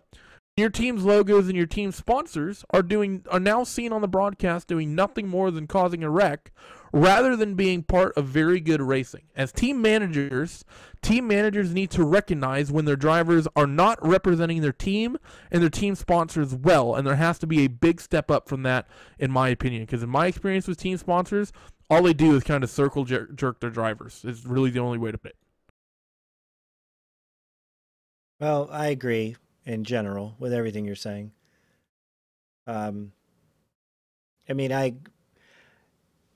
It's kind of hard to say because they're at a level where I'm not even close to. So it's kind of hard for me to. It's kind of hard for me to even offer an opinion on that one. Here's the thing in terms of marketability, though, and this is actually no. We'll talk about. Well, I do want to talk about what you. I curious about what you were saying before about the peak drivers. Probably these guys are running in 25th and they're not getting on the broadcast, and they're like, my sponsor is paying X. And I'm promising him X many impressions, and I was on the broadcast for approximately 0.5 seconds, right? So he's blaming Race Spot, I guess, for that, when in real life, the guy running 25 gets a special segment because the sponsor pays for it. Let's go to the Aaron's in-car Lucky Dog, and then they show the Aaron's car who's right around 25th. Yeah, they expect a handout. When it's like I said, you have no incentive to do that. Yeah, it's just and for everyone who's watching, if you are one of the peak drivers or whatever, it's not only that we don't care about you guys running there in the mid pack, but we at Race Spot, it's nothing to do with iRacing. We have a very small community of people who are watching the races, and they want to watch the battles that are happening near the front of the field. One of the best part of this. One of the things that will light up a live stream chat will be if we cut away and we come back and there's been a change for the race lead. If we miss that, people go ballistic. So because of that, we have it's in the iRacing guidelines for broadcasting world championships. For those who aren't aware, in order to be a top level broadcaster, there's sort of a sporting code for broadcasting, sort of a rules that you have to maintain, which is I don't think it should be a secret because it's like that for anything. If you're going to broadcast anything, NFL, Major League Baseball, they're going to hand you a document and they're going to say these are the rules.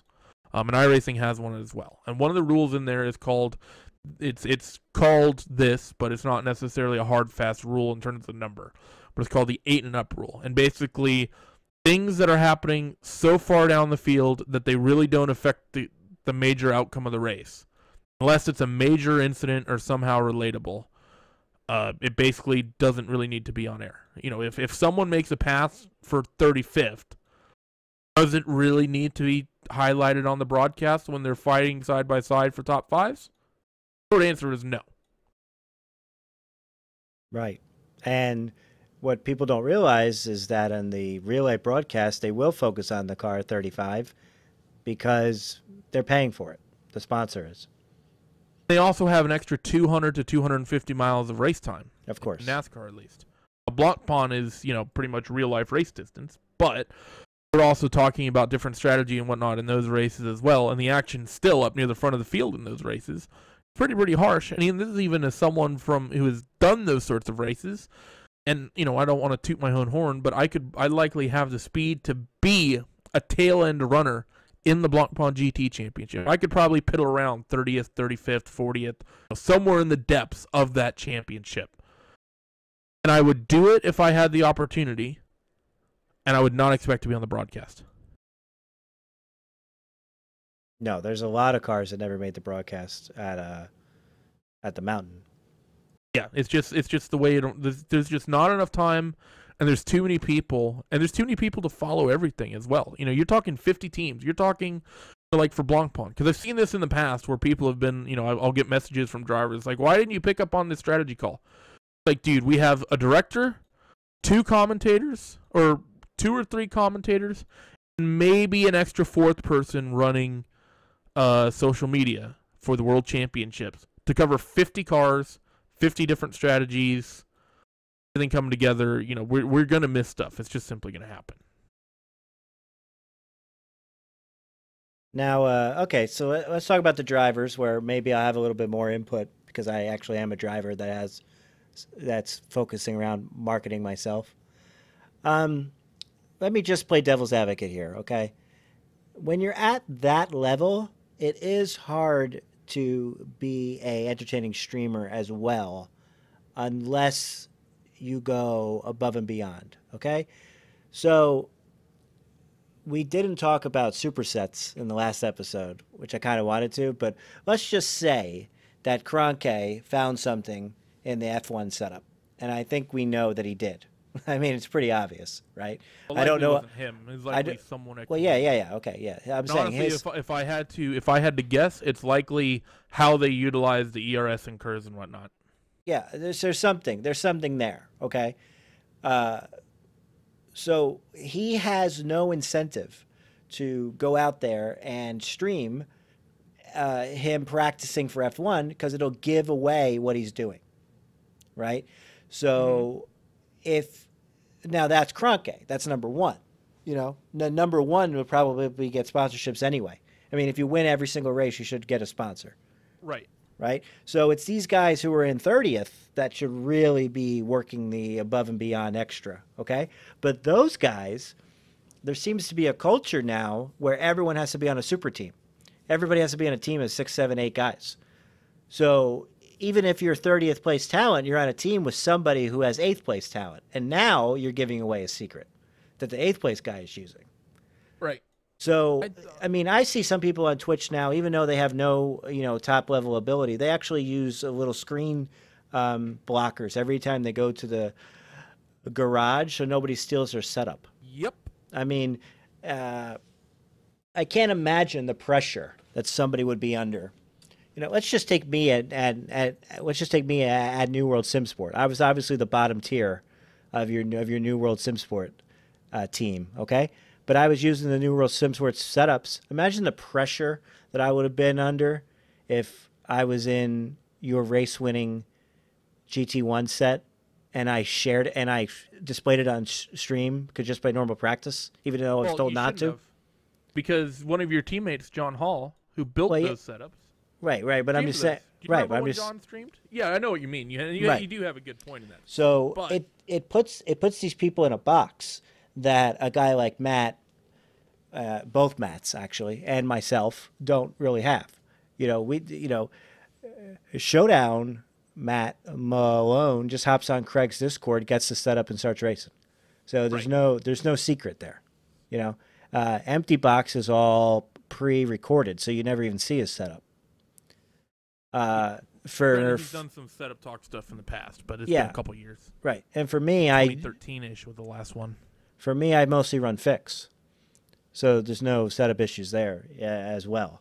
Okay, it's also, I'm not at that level, and I don't know if you can be at that level and not have any ability to set up a car. Okay, I have no ability to set up a car. Okay, how I get fast is by practicing. I need to practice. That Spa 24 hours, I was still the third slowest. I was still third in terms of ranking on the team. But, you recall the amount of time that I put in practicing. Yep. You and I spent a lot of time trying to. Right. You actually made me like a video on how, for like breaking points and stuff like that, right? I don't think a lot of people actually know that we go back as far as we do. It's like 5 or 6 years, I think. Sure. I mean, yeah, since you've been on the service. Yeah, basically. pretty much. Yeah. You joined 2012. Yep. And sort of a random thought. Well, I didn't even start road racing until the 2013 season 1. Yeah, I remember you in the Corvette. Yeah, that was my car. Yeah. And that was only my car because my first ever road race was the Petit Le Mans in October of 2012. That was like my first real road race. Mm-hmm. And I think I spun out like 17 times. But anyway, that's not important, right? So Yeah, we need to see if this shit if you're at that level where you can't really work on setups, but you need to practice, you need to practice. You cannot also then be streaming and be entertaining. When you're talking about like this level, when you're talking like the very, very top. Okay, so it really puts these people in a box where when you see somebody that can do it, like Nikki, it's like really impressive. Yeah. I'm not saying so I'm playing devil's advocate to your article here, where you're using John Hall as the example, and you're saying like, why aren't you doing this? And you need to change your mindset. You say in the article, and you say you need to do some setup guides. Explain to the fans how the cards work, how the changes work, etc. Well, maybe that's not in their best interest because they're giving stuff away, or they just need to have that focus. Some people, there's a lot of top drivers who turn off all graphics. Mm-hmm. Right, and it's not entertaining to watch a stream with a guy with no graphics. Right. And now you're talking frame rate issues. When you're at that level, you don't really want to give anything away. And I think this is all speculation. I think there's tricks these people are doing. I'm not saying anybody's cheating. I'm saying there's tricks. Maybe they're under calibrating a pedal. They're under calibrating a wheel. Something, right? Those happen. There's been more impactful changes. There's been more impactful. I'll say this: at the pro level, there have been people with the ability to modify their inputs in the sim. Sure, and through software. There's obviously a reason why a lot of pro drivers are running 100-hour wheels. I mean, I don't know what that reason is, but there's a reason. Okay, that's I think more of a thing on the NASCAR side. I'm talking NASCAR side. I don't really have experience on the. Yeah, I was talking NASCAR side.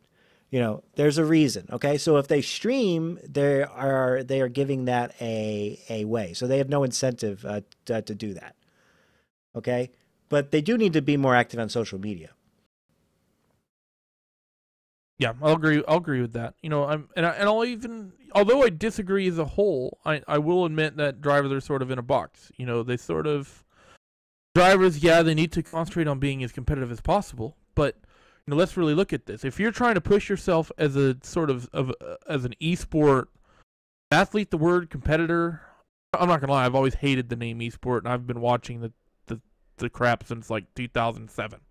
But It's whatever it is you're trying to make yourself, you have to market yourself, and this doesn't even just tie into esports. This ties into real racing. Go to any like local legend race that's happening at your local short track. Everyone in that pit area is handing out hero cards and stickers at the end of the race. They're promoting themselves. Sim racers, they haven't. There's been a hilarious failure of like the equivalent of that by most sim racers. And yes, I think if you're Ray Alfala, if you're Martin Kroenke, if you're Frederick Rasmussen, should you be giving out setup advice? Likely not, because there are a few people who can compete with you, and you don't want to give them help. However, if you're someone that's only going to run top 10 at best, top 15 at best, if you're, what's a team that I could call out from the past? If you're a team.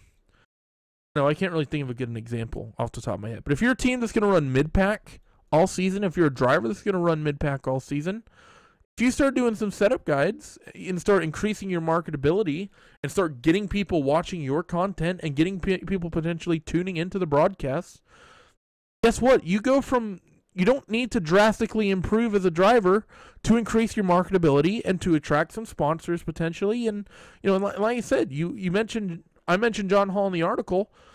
At New World Simsport, until we won the Neo Championship, we were mostly a mid-pack team. The Neo GT Championship that Ahmed Yamin and John Hall and John Fuller put together honestly came out of nowhere. And then they almost repeated it the second year with at least Hall, Fuller, and Joris for Phoenix, because we sort of moved over at that time. But So it sort of came out of nowhere. But before that, John started streaming kind of because he wanted to do it. He started doing setup guides. He talked about how the GT cars behaved, what the setup options did, what would make the car do different things, what would improve the car in different ways. He would do lap guides. He would stream the races, and he was doing this for all of the cars. And he was someone who was working full time. John was not John was working full time just like everyone else, and he tied this in with testing. And the thing is that we went from being this mid-pack team to I was messaging a number of organizations in the sim racing world about sponsorship about 3 months or so before that really happened. I had sent some emails around, not to any big companies because we were trying to keep our scale relatively small. We knew our place within the market. We knew that we weren't one of the best teams on the sim. We knew that we didn't quite have the market value of a lot of the other bigger teams.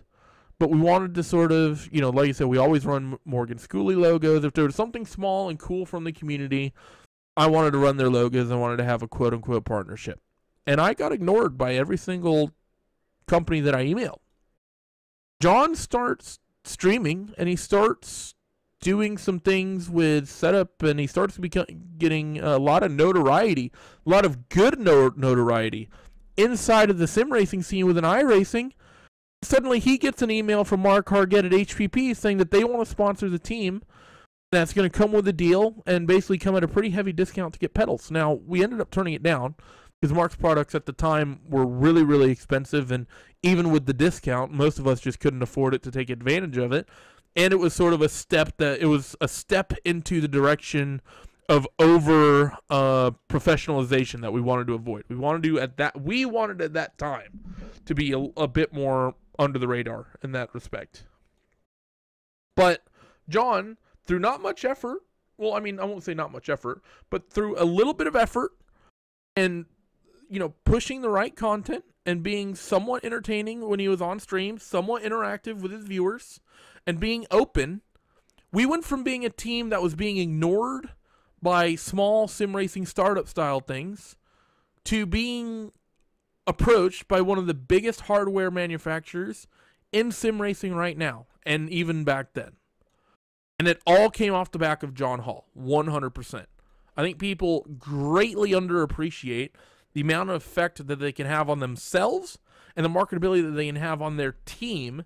Yes, you may go from running 20th to 25th in your world championship, but you're going to have a whole hell of a lot more notoriety because of it and get a lot more out of that 25th running than you currently do finishing 20th. I was sponsored. I don't know if you know that. I think I remember that vaguely. Who was it? Who were you sponsored by? Main Performance, PC. Yeah, that's right. That was Michael Main. And honestly, it's because I went out and asked. It was pretty easy to do. Look, I'll throw your logo on my stream. I get this many impressions on average, and these are the countries that they come from, and this is what they search for when they find me.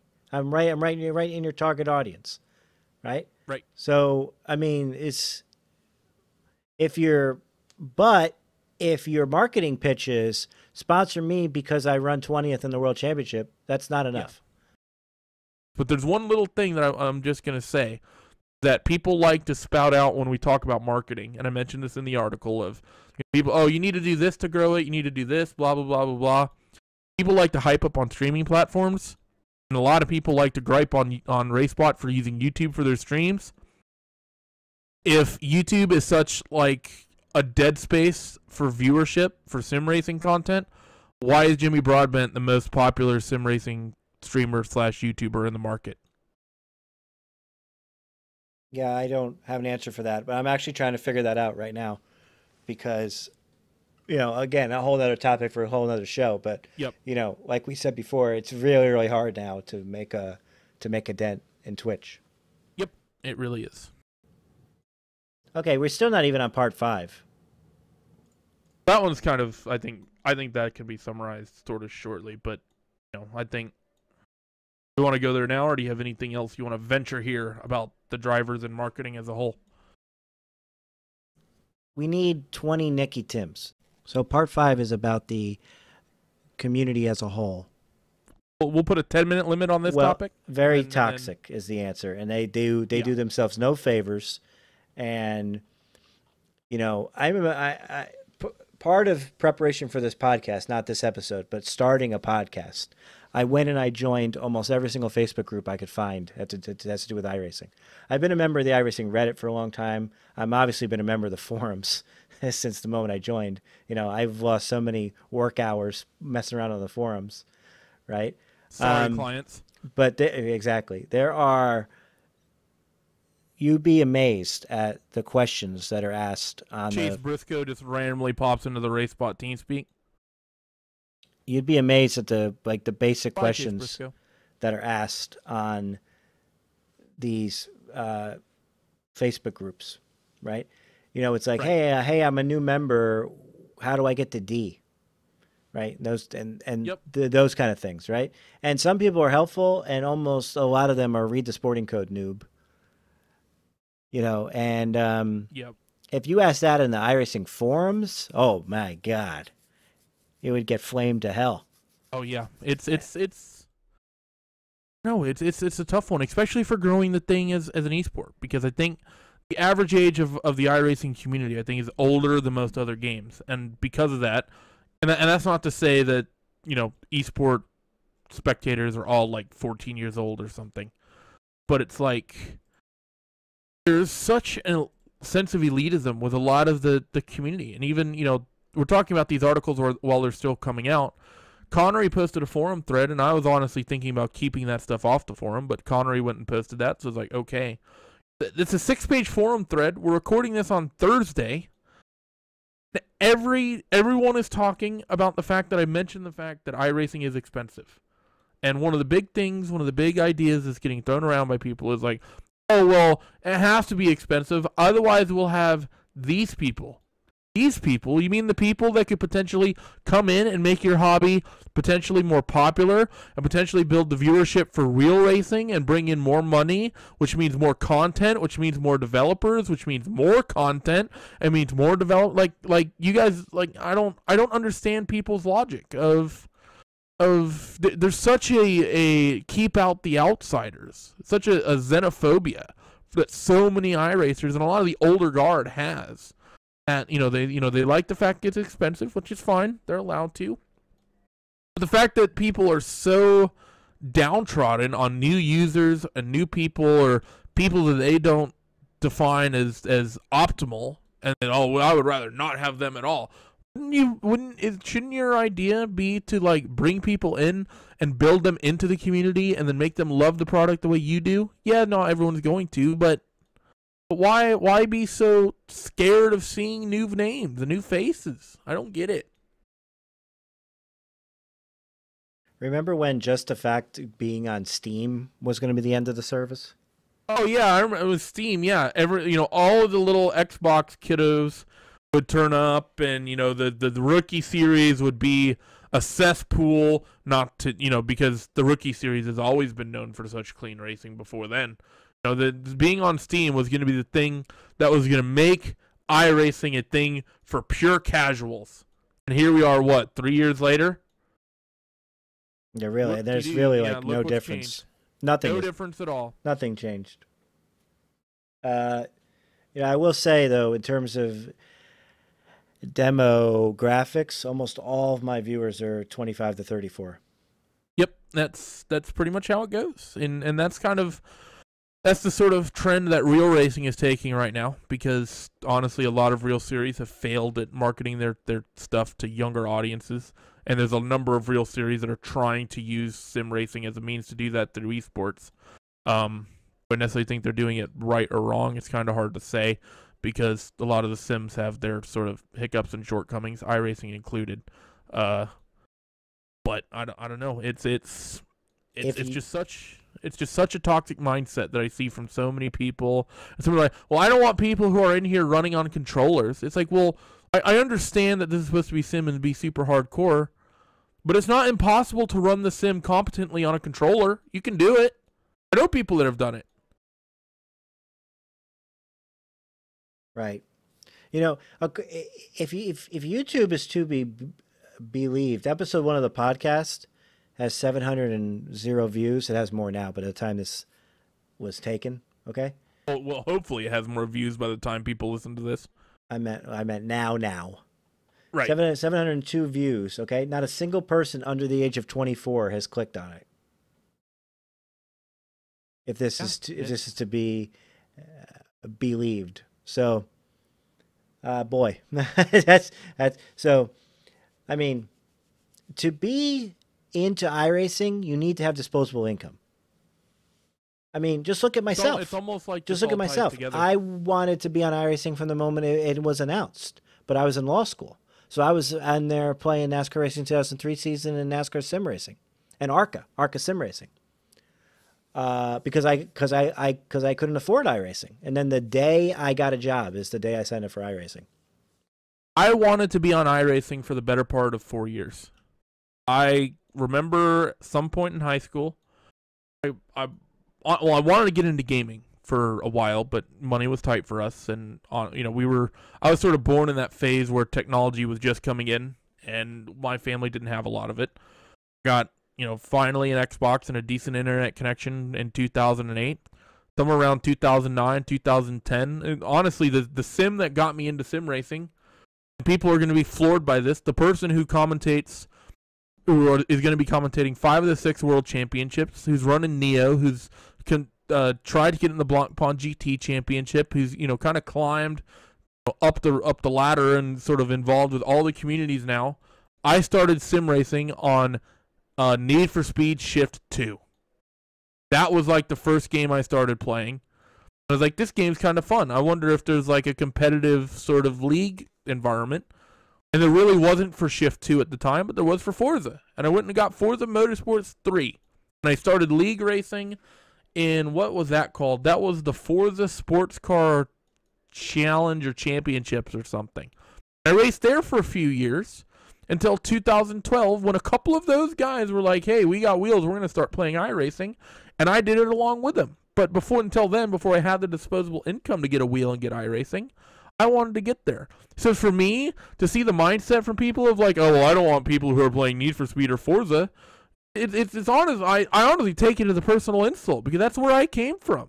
And, are people going to tell me that I'm not an ideal sim racer? I doubt it. I'm pretty much a 100% content holder. I think there's only like 3 tracks I don't own. I've raced pretty much every side at this service, from NASCAR to IndyCar to dirt to road course stuff. And for people to be so xenophobic and so unopen to the idea that new people could come from anything that's not like R Factory or NR 2003 it's just nothing but absurd.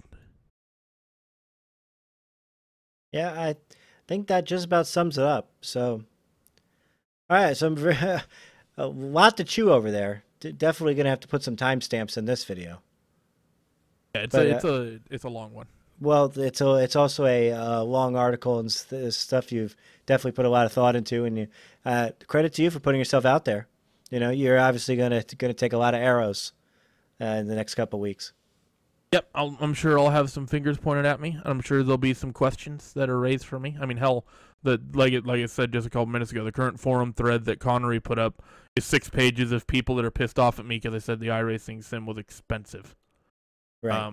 So I was prepared writing those that I was going to wrestle some jimmies.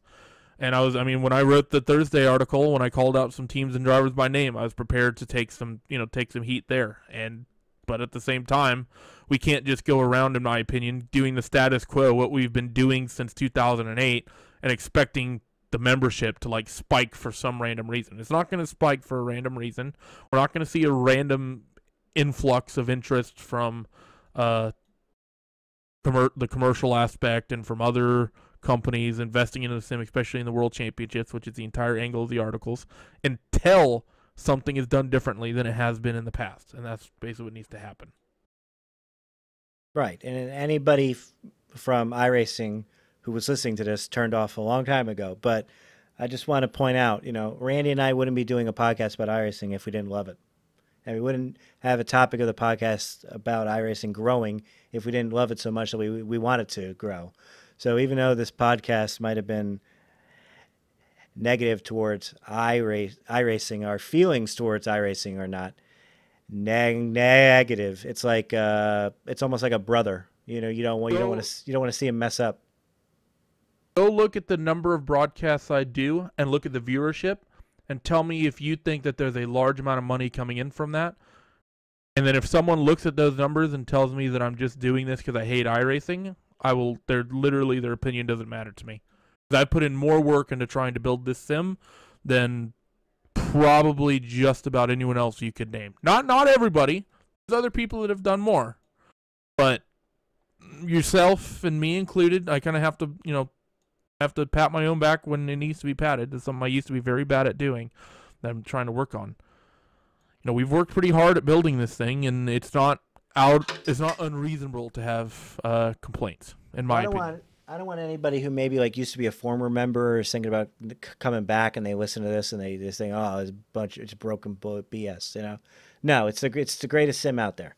Yeah, it's the greatest sim out there. It needs to be guided a little bit better, and if a little teensy tiny bit.